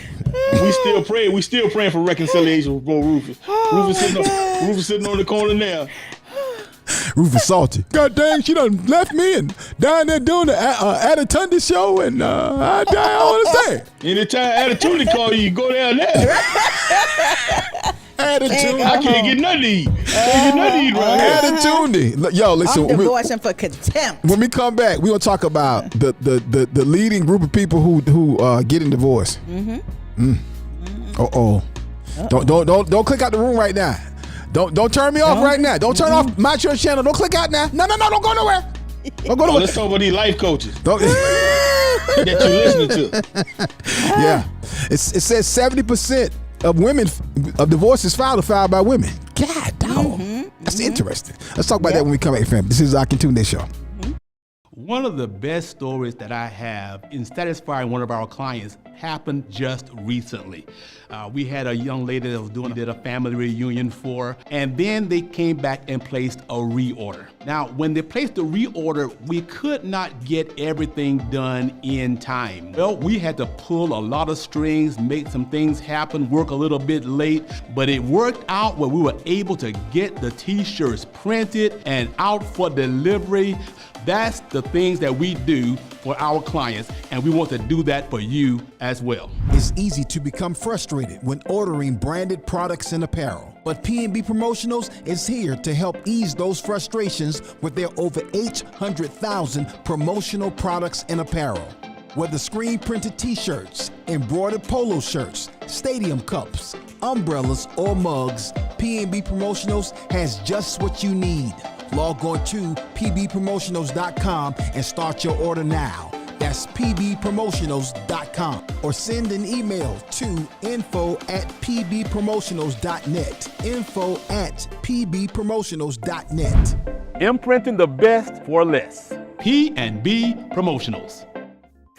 At my church, we help people get better by teaching them how the word works. And we want to make sure there is no excuse not to get the word. It's our goal to make all of our ministries accessible on every smartphone, tablet, PC, and television connected to the internet. So whether you're a man who needs some wisdom, a woman who needs some encouragement, or a couple who needs guidance, the My Church channel has just what you need. Simply search for the My Church channel on Roku, Fire Stick, or Apple TV, or visit mychurchchannel.org. You can also download the My Church on the Go app from Apple or Google Play App Store. Constantly on the move? Check out the Word at My Church podcast on your favorite podcast platform. Or simply download the Word at My Church skill on your Alexa-enabled device. But whatever you do, make sure to stay connected. See you soon. Church.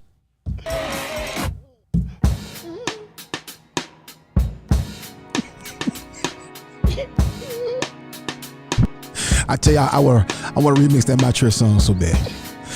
My church, my church, my church. We talking my church, my church. Listen, y'all. Speaking of my church, I want y'all coming up Sunday, 12:15.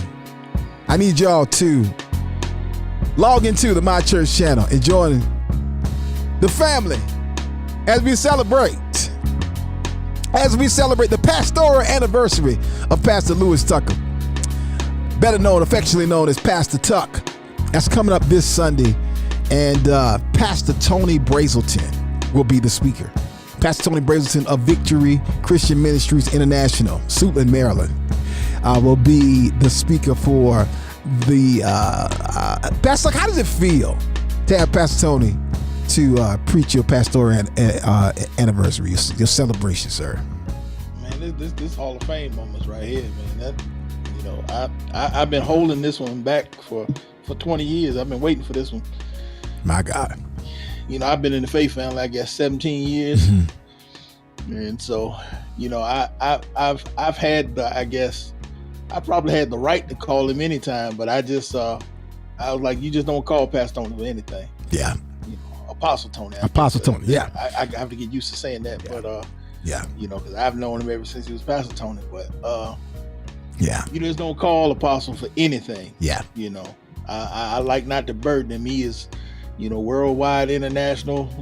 Yeah, and it's always in a whole lot of different places. So I've never wanted to burden him with ministry, but I just said that was on my bucket list. I said, when I get, if the Lord bless me with 20, I said, I got to have Apostle come and bless the folk. Well, he'll be in the house, he'll be preaching, and I'll be there as well, doing some hosting duties, and we're going to celebrate Pastor Tuck in grand fashion. It's coming up this Sunday on the My Church channel, on the lovemychurch.com.org website, and make sure that y'all come through and celebrate. And also too, you can send your love gifts to Pastor Tuck. Give him the Cash App, sir. Somebody want to bless you with a seed or just be a blessing to you. I know you don't like to do that too much, but go ahead and give it to him. Give it to him, please. $sign Tuck Noop. Tuck Noop. $sign Tuck Noop. Go ahead and be a blessing, family. Jaleel, put that up on the screen and leave it up. Let's get back to this conversation, because you can receive clearly from Pastor Tuck. Pastor Tuck has been married for 26 years, and been faithful in marriage, faithful in ministry. A friend of mine was talking about someone who had all this marriage revelation, and they were on this particular podcast, and they were giving all this marriage revelation. And somebody asked the person, "How long you been married?" Somebody asked in the comment, "How long you been married? This is really good stuff. You did so good. How long has he been married?" And the person responded, "Well, it'll be a year and 2 months." And everybody like, "Oh man, you don't know nothing." And, nothing. And it's not to say that the information was good, the person's insight wasn't valid. The bottom line of it is, man, until you got some time in this thing, man, you don't know. You really don't know what you would do in certain situations until you get into them. That's just facts. That's like you trying to tell somebody how to maintain a car, man, and you just drove off the lot. Bro. Yeah. You ain't even had to put a good tank of gas in there yet. Yeah, you don't know what this is, sir. Change the oil. You don't know nothing about that car. You had a good car? Yeah. Oh man, this is a wonderful car, bro. You don't know. Yeah. You really have no clue, and it's at the end of the day, there's just things you just simply don't know until you experience it. That's right. Until you get into it. And this thing is not for the faint of heart. It's not for the weak. and it's not for somebody who's just foolishly going into it and jumping into it. And it comes with responsibility. You shouldn't just easily walk away from a marriage no more than you should easily walk away from a child that is acting in such a way that you didn't plan. All children will do stuff that wasn't necessarily on your plan of what you thought you would be dealing with as a parent. But you don't get a chance to just walk out on that child. Oh, yeah, sure. Well, guess what? I'm done. No, because there's a video out of this young mother who pulls up to her children's father's house. Saw this on TikTok or Instagram or something, and she put the kids out on the porch, and then she kind of puts them out and then jumps in the car and drives off, and the kids start crying. And I'm like, you got to be a trifling something to leave your kids on the porch in the middle of the night. And somebody would say, well, that was their daddy porch. I don't care. That's horrible. You don't leave until they in the house with the daddy. If that's the case. And clearly this ain't a scheduled visit. This a drop off. This is screw you. This is I'm out. This is I'm done. And but what the thing was, what grieved me was watching that video, was watching them little girls cry. Because that's gonna resonate with them kids for a long time. And them kids will remember it. No, it's a Ring camera. It was like a little Ring camera. So they were right there on the, little black and white, And they video. just left it. They just left the kids right there on the porch, and she took off. She pulled up, and you can see her, get out the car. And she brings the kids out, and she kind of like, and she bring two of them out, and then she goes. I'm sure somebody saw the video, and she goes back and get the smaller one, and then brings the smaller one and puts the smaller one on the ground next to her siblings. It's three girls, and then she runs back and hops in the car and backs out and pulls off. Wow. I was like, did she at least ring the doorbell? The kids start ringing the doorbell. Daddy! And they were like, oh. I was like, oh man, that is horrible. I said, that's some trifling. But again, but see, these are seeds sown by this cycle of divorce that we in right now. See, when you grow up seeing people just leave stuff, you leave relationships, you leave jobs like that. Again, I'm here like full not transparency because it's not mine, but I'll share this. A brother told me this other day. He said his wife divorced him because he lost his job, and she said to him that she feared that because he lost his job, he's not going to be able to take care of himself. So if anything happened to him, it would be on her. And that's why they got divorced. Look. I was like, that's Stephanie and I talked about this. I think it was either last month or the month before last in SEER training. Matter of fact, she posted it on Facebook a couple of days ago. Just reposted the video. But we talked about vows because Sarita Jakes had made a comment a few months back about these vows, and she said, there's a problem with this younger generation. She said everybody wants to recite their own vows. She said, everybody want to get up there. Yeah, when I saw you, standing there, you were looking so beautiful. She said, shut up. I love it. Sarita was going, and she said, no. She said, for richer, for poorer, sickness, and in health. And so Pastor Stephanie and I went into that. We talked about that, the fact about people don't, and it was so funny because, Marcus Wiley went into it when he was doing his stand-up, for First Sundays the other night. Talked about the fact that, even though your vows, these newfangled vows, he said, they may be real. They might be your emotions. They might be what you were feeling at the time. He said, but they do not give a panoramic view of what marriage is. They do not prepare you for marriage.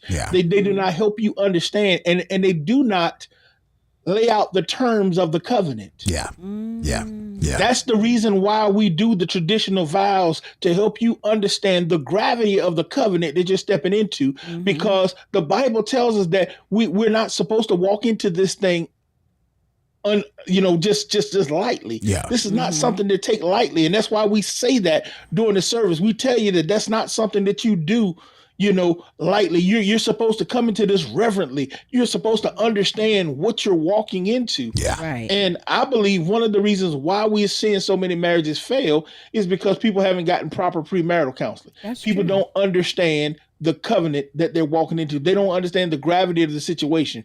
You can go out and buy a house right now.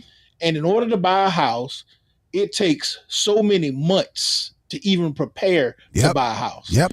I mean, you got to go through pre-qualification. You got to do background checks. They got to watch your bank account for so many months. You got to put down a down payment. You got to go through all of these financial qualifications. And then even after all of that, just to go in and close on a house, it takes at least an hour and a half worth of paperwork. And guess what? Guess what? Watch this. If you mess around and let's say somebody gifted you the doggone down payment, that can cause you can't even close. That'll back you back up into the process. But I'm just talking about if everything else is perfect and everything is together, it's still an hour and a half worth of paperwork for something that could take at a 30-year commitment at most. And an attorney got to do it. And an attorney has to do it. Wow. Now, to buy a car, and they sell cars now with 7-8 year commitments now. Right. Foolish. And to go in and buy a car, if you walked in off the lot, even if you walked in with cash, it's going to take you more than 30 to 45 minutes just to do the paperwork to walk out, and you're making a cash transaction. And they got that's with cash. But if you actually talking about doing a finance deal, like you said, you're talking at least 30 minutes to an hour to do the paperwork for an 8-year transaction. You can go to the courthouse and get married in less than 30 minutes. Watch this right here. And if you mess around and go do a cash transaction above $9,999, it's an automatic investigation. Right. Exactly. They're gonna report that to the IRS. Yeah, you about to get investigated, sir. Well, we're talking about something that is a lifelong commitment. And they don't even require you to seek any counseling. They don't require you to be approved by anybody. Right. All you got to do is fill out an application at the courthouse. And if you come in and fill out that piece of paper, pay your little money, you could be married in less than 30 minutes if ain't nobody in front of you. Right. Wow. And see, I think today, in my personal opinion, I think most people get married today for weddings. Yeah, they want the wedding and not the marriage. We focus on the wedding and not the marriage, and that's one of the reasons why when people come to Pastor Stephanie and I tell people all the time, we don't do weddings, we do marriages. Yeah. And so if I can't do your premarital counseling, then I won't marry you. Yes. I refuse because I don't do ceremonies. I'm not a ceremony guy. I could care less about standing up at the front of the church. So and let me hop in there, Pastor, because we got a tight window. I want to make sure we get this topic in about. So and I'm asking Donna, I'm asking the ladies, okay, why do you believe the divorce rate is filings, the decision to get divorced is so high amongst women today? 70% is the rate. A study led by the American Sociological Association determined that nearly 70% of divorces are initiated by women, and the percentage of college-educated American women who initiated it is even higher. Considering that gender stereotypes indicate that women are often the driving force behind marriage, this may seem surprising. So what are the reasons why are some women are more often than men filing for divorce? What is that reason? So 70%. That means downtown South Carolina, all the divorce filings based on this study here says that 70% are by women. Donna, why do you think that is? Ladies, drop that in the comments. What do y'all think that is? Because now women have more choices. They have more options. And I think that because of those options, they are, they're utilizing them. And they're going out and they're saying, I don't have to be married to Joe Blow anymore. But the reasons for it are, some of them are very superficial. But they have options, and that's what I think it is that, now we understand we don't have to stay in a relationship that is, abusive. Or now I'm not even talking about that, I'm talking about some superficial reasons. I've got to find myself. One of the reasons was I'm dreaming of a life without my spouse. That was crazy to me. That's crazy. One of them is because your gut says so. To leave you because you're what? I want irritable bowel syndrome. Exactly. But you better take some Pepto-Bismol and go with it, right? But look, I was looking at some statistics too about the divorce rate in 2023, and they said 35 to 50% of first marriages, that's the divorce rate. And most divorces happen in the first 5 years. Second marriages is 60 to 70% is the divorce rate. 60 to 70% on your second marriage. Third marriages, the divorce rate is 73%. What? So it's going higher. The longer. The more times. The more times. You know why? It's easy because after you done done it one time, it's like it's easy. Divorce ain't no big thing. That's right. And it said black women are divorcing at a higher rate of 38.9%. Black women are divorcing. Wow. But baby boomers, that's my generation. Baby boomers have the highest divorce rate of 34.9%. Baby boomers. That's really interesting. That is interesting. Yep. The reason why is because society is feeding the narrative that marriage is about your happiness. And women are making emotional decisions. I know that may be an unpopular take, but that's what it is. And so the narrative is simply this. I can do whatever I want, and I deserve to be happy. I'm going to do what makes me happy, and this doesn't make me happy, so I'm going to make this decision. And that's why you're seeing the numbers do what it does. Yep. But once again, marriage was never about your happiness. Never. Wow. Boy, hey, I tell you what, y'all quiet in these comments, ladies. Y'all quiet. But I thought y'all been a little more vocal. I think that the baby boomers. I see Kimberly and Leslie. I'm sorry, Donna. Go ahead. That's okay. I think that the baby boomers are higher because the baby boomers have money. So now the women have been working, they have money, they get with this man, they can say, you know what, I don't have to deal with this, I'm going out, I'm out. So that is my belief why that, it's so high, because now they can walk away and, and it's easy. Well, let me say, it's no different than elective surgery. Yeah. It's the fact that you do whatever's going to make you happy. Right. That's what you had in this generation. He said elective surgery. That's exactly what it is.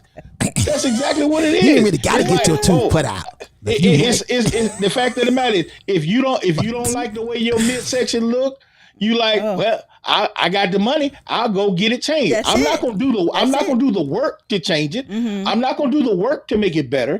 I'm just gonna go make myself happy, and I'm gonna go and take the shortcut. And that's exactly what this is. We're not talking, and we're not talking about anybody to tell anybody to stay in an abusive relationship. Right. We're not talking about that. No. We're not even talking about anybody to stay somewhere where you're constantly being cheated on, mistreated, being emotionally, verbally, or physically abused. We're not talking about that. But we're talking about people who are just being totally selfish and saying, I'm not happy, so I'm just going to do something different. And to be clear, I'm glad you clarified that. And to be clear, your happiness is not God's greatest desire.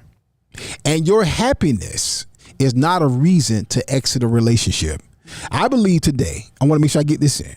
I believe today the reason why there's such a high level of divorce is because of irresponsible men and selfish women. Yep, you did say that. Irresponsible men and selfish women. Men who don't realize what's required of you as a husband, as a father, as a provider, priest, provider, protector, the prophet over your home.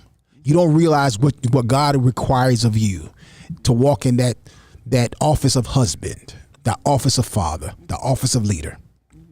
And you got a lot of, because of that, you don't take care of your responsibilities in some ways.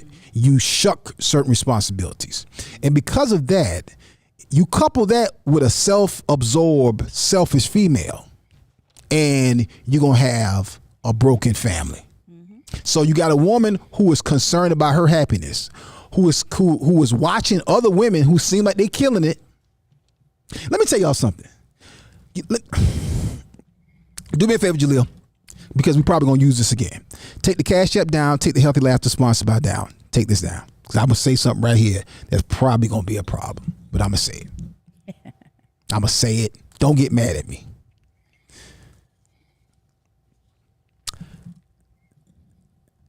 Now, go back to your 3-shot.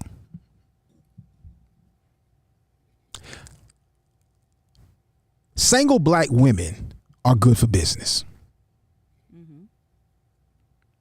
Single black women, there's a lot of businesses who a single black female is their core and it's good for business. Let me give you one. The whole R&B industry is led by single black women. Me and Pastor Tucker ain't buying no tickets to go see Maxwell. Me and Pastor Tucker are not buying no tickets. Oh, Clubhouse, we lost Clubhouse. Me and Pastor Tucker are not buying. Bring Pastor Tucker up through Ecan. Clubhouse, we lost Clubhouse. We lost Clubhouse. The phone died. We lost Clubhouse. Me and Pastor Tucker.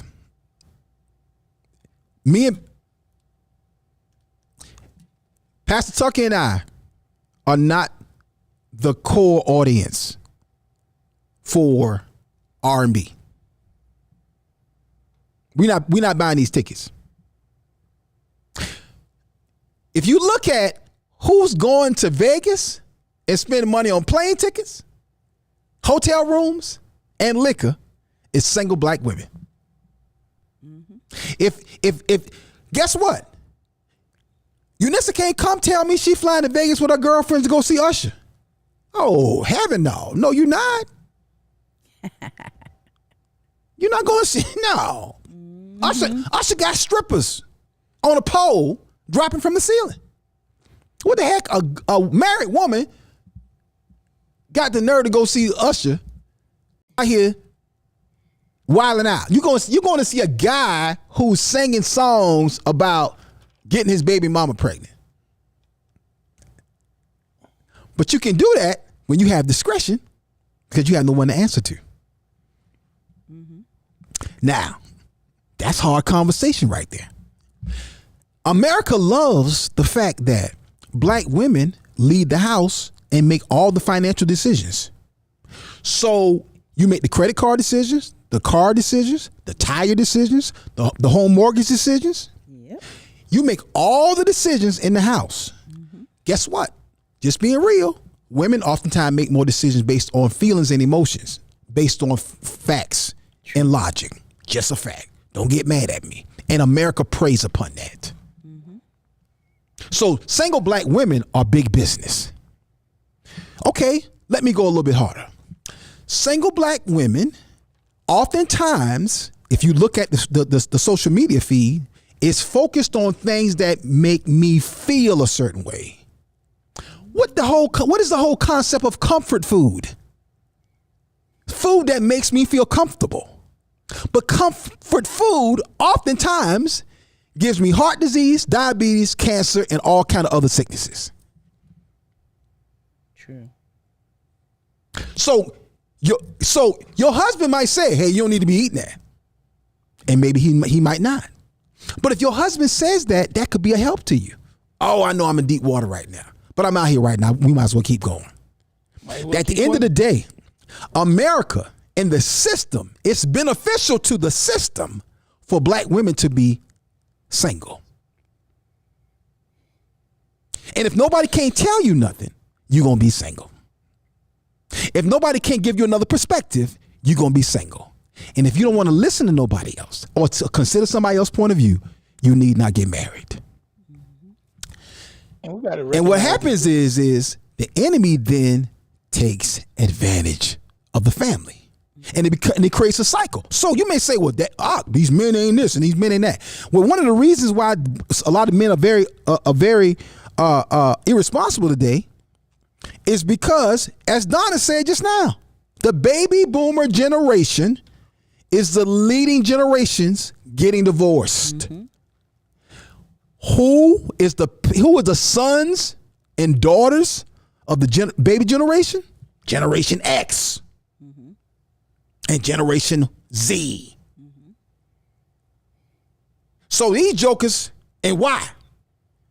So you can't, you got a whole generation of people who ain't never seen nobody go through nothing without quitting. Yep. X, Y, and Z. Drop your comments in the comment. Shoot me email at akintunde.net.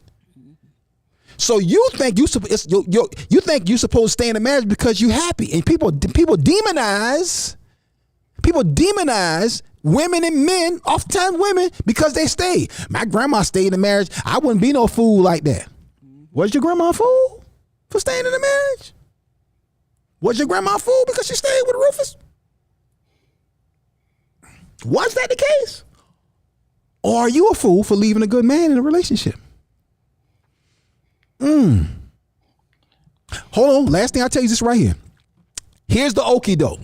I know I'm coming. They tell me to wrap it up. Here's the okie doke. I'm coming to Pastor Tuck. I'm coming to Donna. We already lost Clubhouse. We still got Facebook. Let me say this. Don't fall for the game, for the okie doke in the system of these TV shows that tells you I can do bad by myself.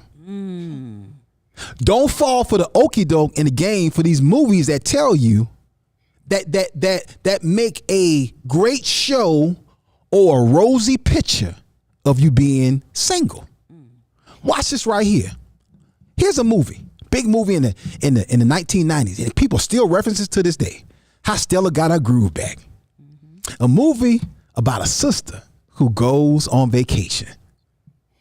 And when she goes on vacation, she meets Winston, a young, handsome brother who is attracted to an older woman. And Winston wants to marry her. And she talks with Winston's mother and father. And even though they don't approve at first, she wins them over. And Winston marries Stella. Stella got her groove back. Over there having sex and over there on vacation, getting it on. Bring Winston back, and Winston embraces your very young son. But what the movie ends on is not the full picture. Winston came back to America, and Stella found out that Winston was gay. And Winston left Stella, and then Stella found out that Winston was HIV positive. That's what really happened. That's the facts of the movie. They ain't showing you that though. The movie's still running to this day. And if nobody knows, they didn't see that Stella got her groove back. No, Stella almost got HIV back. I know y'all salty with me right now. But the okie doke is they present these pictures. They provide these foolish narratives that are not based in reality. It's based in breaking down the black family, and it's based in sin nature. I know we over time, and I know I'm in deep water, but I don't care because I want our marriages to be stronger. I want good men to stay with good women. And if you're not good, figure out how to be good together. Find some counseling. Find somebody to pastor you. Find somebody to help you. Find somebody to give you some good quality information, and stop following up life coaches who ain't got no life to be coaching nobody. It's sucker stuff. Meanwhile, kids are paying for it because mom and daddy breaking up for nonsense. You're destroying your financial value. You're destroying decades and generations. You're sowing seeds of discord, and you're causing your children to believe that nobody can stay married, nobody can stay together. Why? Because you wasn't happy? Okay.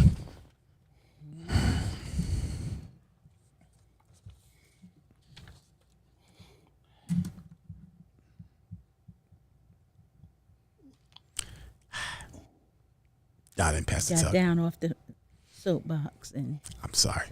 He got down, but he was good. He was up there. He was good. He said the truth.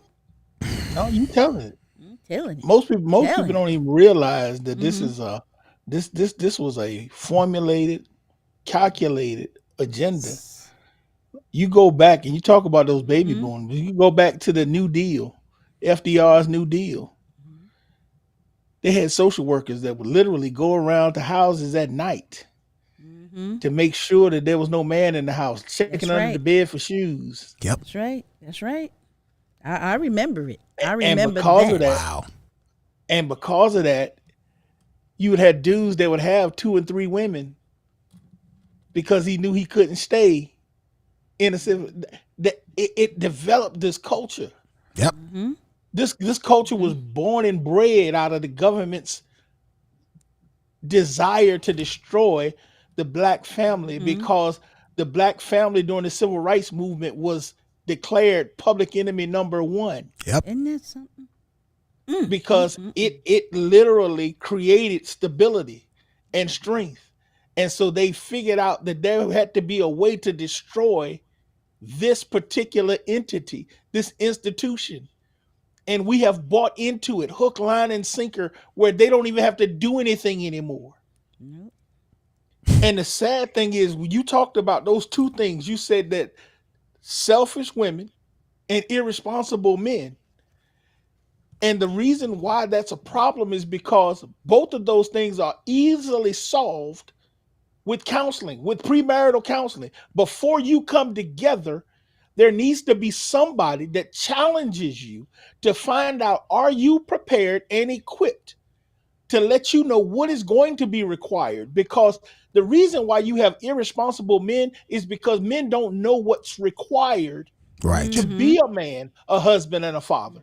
So now he signs up for a job that he doesn't even know what's required of him. And so when I get on the job and now you tell me I have all these other responsibilities, I just don't do them because I didn't sign up for those. And nobody ever showed me that. Nobody ever told me that those things were going to be required of me. So why should I do those? And I don't like that. I just wanted the good part. I just wanted the bedroom stuff. I just wanted the fun stuff. I wanted the fringe benefits.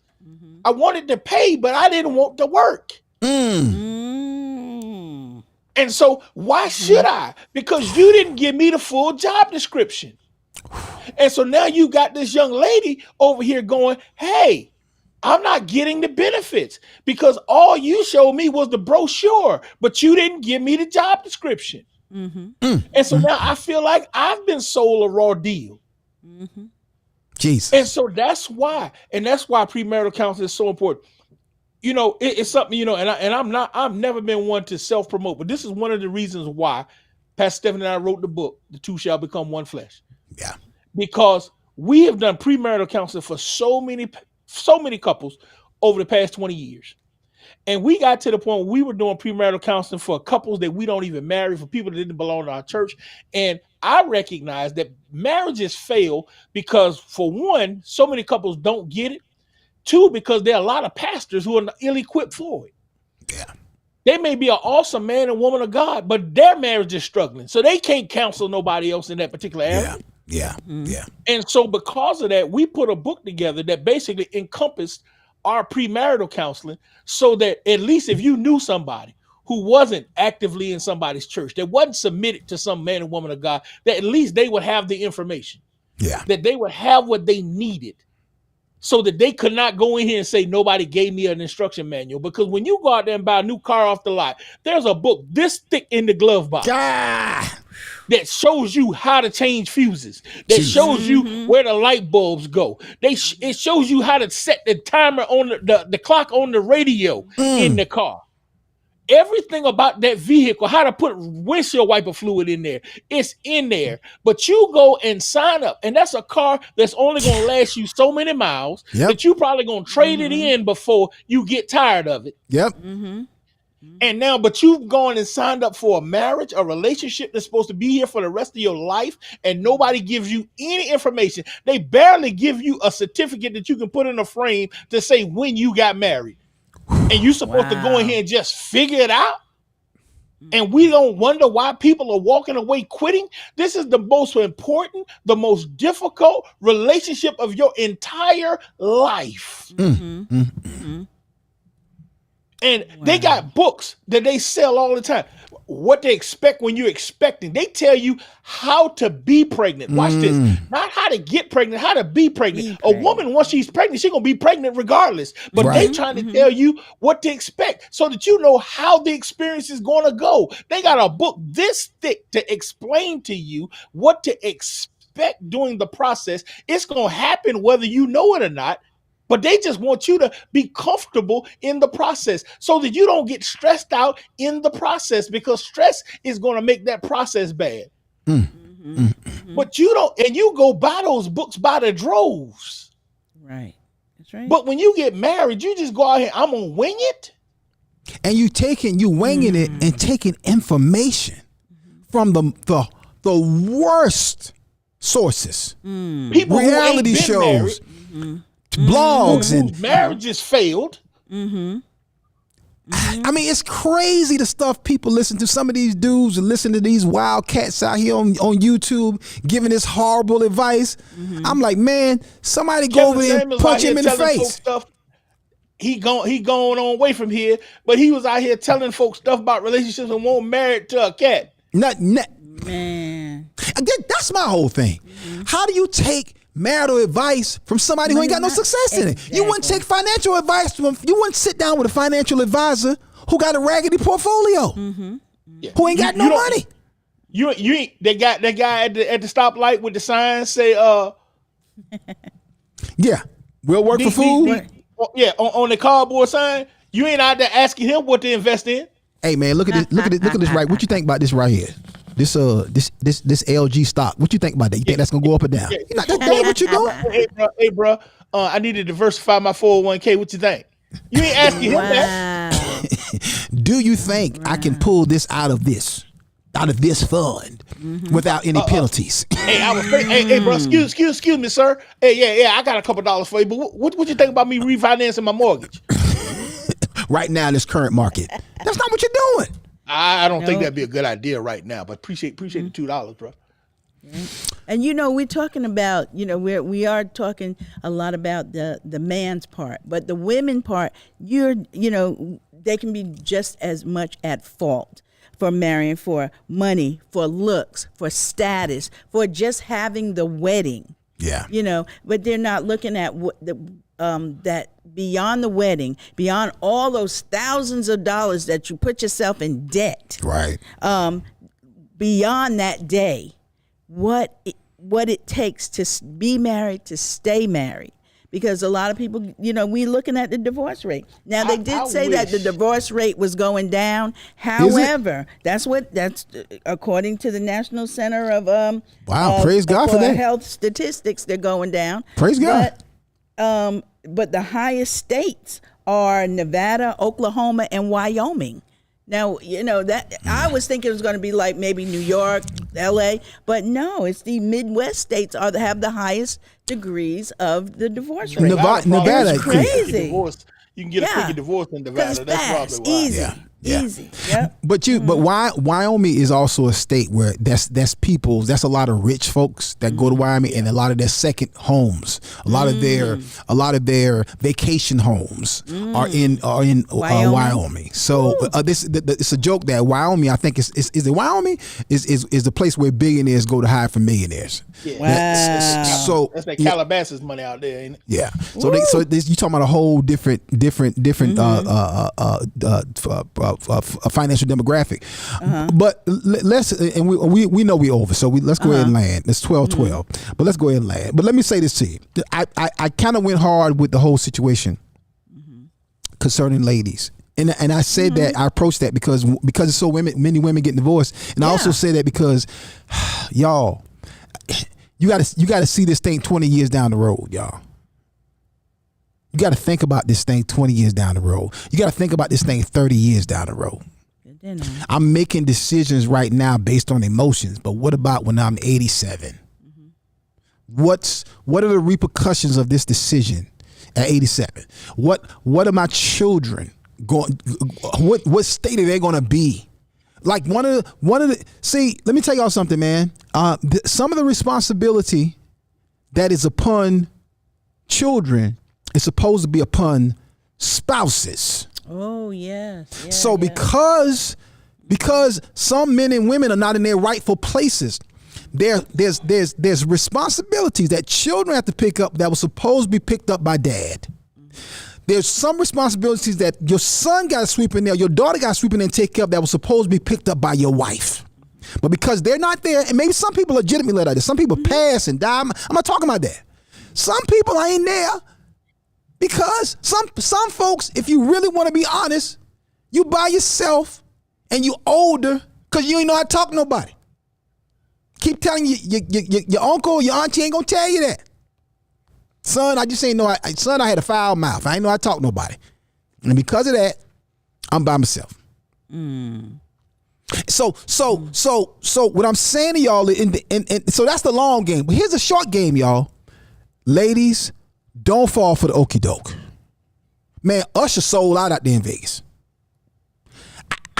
I'm shocked how intelligent, educated women go see a joker, got other women on stage, butt naked, sliding down a stripper pole, and I'm singing along with a song about a joker talking about how he got his side chick pregnant. These are my confessions. My chick on the side got one on the way, and you a grown, intelligent woman singing that. And I don't know what to do. Got your drinking hand. Same at a time, and the doctor dead. Oh, and I want to. You gonna let a joker come and grind in your face, singing a song about cheating on this woman, and you a smart, intelligent woman, and you paid $500 for a ticket, and $600 for a plane ticket out there, and $700 for a hotel, and $100 each dinner for 3-4 days. And you about to go home drunk with a hangover, with a $4,000 credit card bill and nothing. Oh, they still out there standing in line, want to be Nick Cannon's next baby mama. Yeah, well, now that's a whole nother story. I'm sorry. That's a whole nother show now. I'm sorry. Woo. I'm just, it boggles the mind. It boggles my mind. But you know, the one thing I would love to see change really. What? Focus on the wedding and instead of the marriage. If ladies with wisdom would start telling these young ladies, y'all forget that wedding stuff. Yeah. Put your money towards your future. Yeah. Amen. Have a small ceremony with the folk that matter to you. Come on, get married in the backyard. Get married in the backyard. Come on, get married at the house. Yeah, come on. Just go on down to the church. Ask pastor to do it after service on Sunday. Come on, he got you. He ain't gonna charge you. Everybody who care about you show up at church on Sunday, and after service, pastor can just go and have it, and y'all be married, and then spend your money on your honeymoon. Yeah, and your down payment on your house. There you go. Why is you allowing an industry? There are two industries, and I won't even say the other one for the sake of the sponsors, but there's a couple of industries out here that take advantage of people emotionally. Yes. You spend so much money on a day based on somebody's emotions. Yeah. That's right. And why? Why? You have a future, you have a life to live. You in debt. Sucker stuff. Okie doke. Debt. Sucker stuff. Yeah. Y'all, we got to get up out of here. We way over. We are 30 minutes over. 30 minutes. But again, the topic today. We're in the bonus round. Ding, ding, ding, ding. The topic today is, what's a good reason to leave your marriage? Relationships. I can tell 9 reasons for divorce according to a therapist, and this Donna found this article. And I'm gonna say these 9. Let Donna give a 60-second response, and then we out. A lack of love and affection, marrying too young, different needs in the bedroom, infidelity, contempt, emotional or physical abuse, drug or alcohol abuse, and financial distress. These are supposed to be 9 good reasons to get a divorce. I tend not to agree. Pastor Tuck, 60-second response. Donna, 60-second response, please. Okay. I'm gonna go first because Pastor Tuck, you pull up. You the caboose. You get it. And because I've not been married, I do not have the, I don't have any experience with that. So all I can say is that I hope to never have to divorce for any of those reasons. And I just want to put God first in it and make sure that I'm hearing his voice as to who this man should be. Yeah.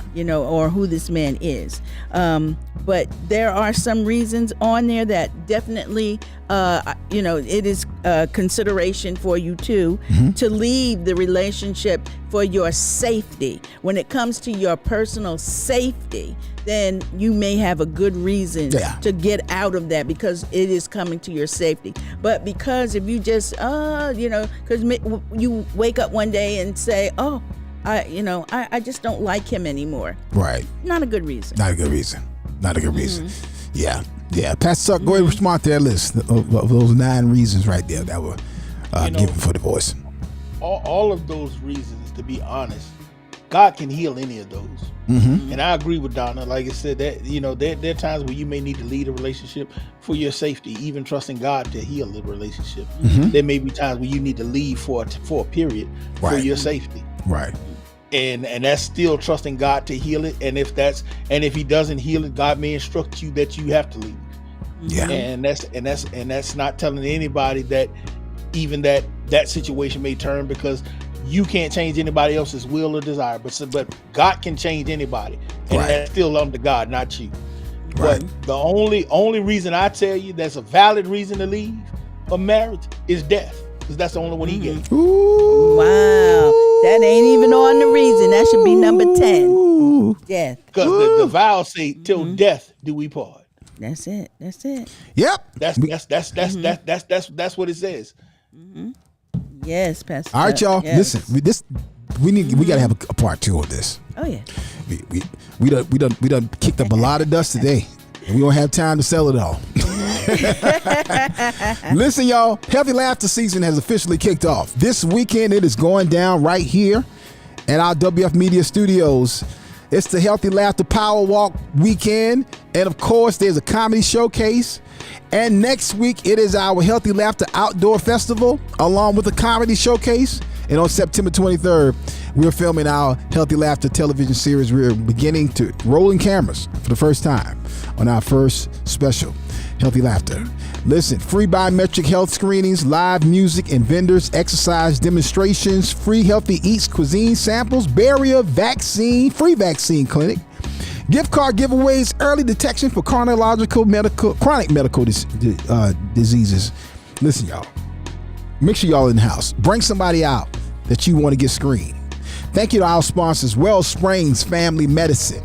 Thank you to PNB Promotionals, SGRX Saves, Woods Automotive Sales, Be Insured for Life Health Agency, Linked Up Church, Presley Cares Mortuary Service, KRJ Consulting, Chris and Brenda Bethel, Jamie and Tamika Isaac Divine, Able SC, Prisma Healthcare.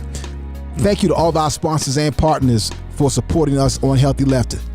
Do me a favor, if you want to get more information, log on to healthylaughtercomedy.com. That's healthylaughtercomedy.com, family. Listen, we got to get up out of here. We way over, but I hope it blessed your life. Hope I made you mad, but if I did, shoot me an email at akintunde.net, and maybe you might have needed me mad. All right, family. Right. That's Pastor Lewis Tucker.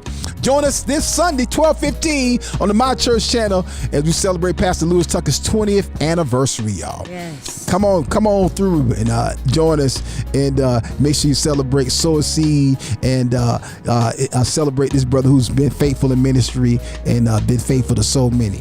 Listen, that sister right there, that lovely lady, that's Miss Donna J. She's producer, co-host, grandmom, mom, and a whole lot more. And we thank God for it, and we thank God for you. Thank y'all for hanging out with us, even though we were long, but we got to get up out of here. All right? This is the Akintunde Show. Until Tuesday, we're going to see y'all when we see y'all. Peace. Bye, family. Stop walking in front of the prophet.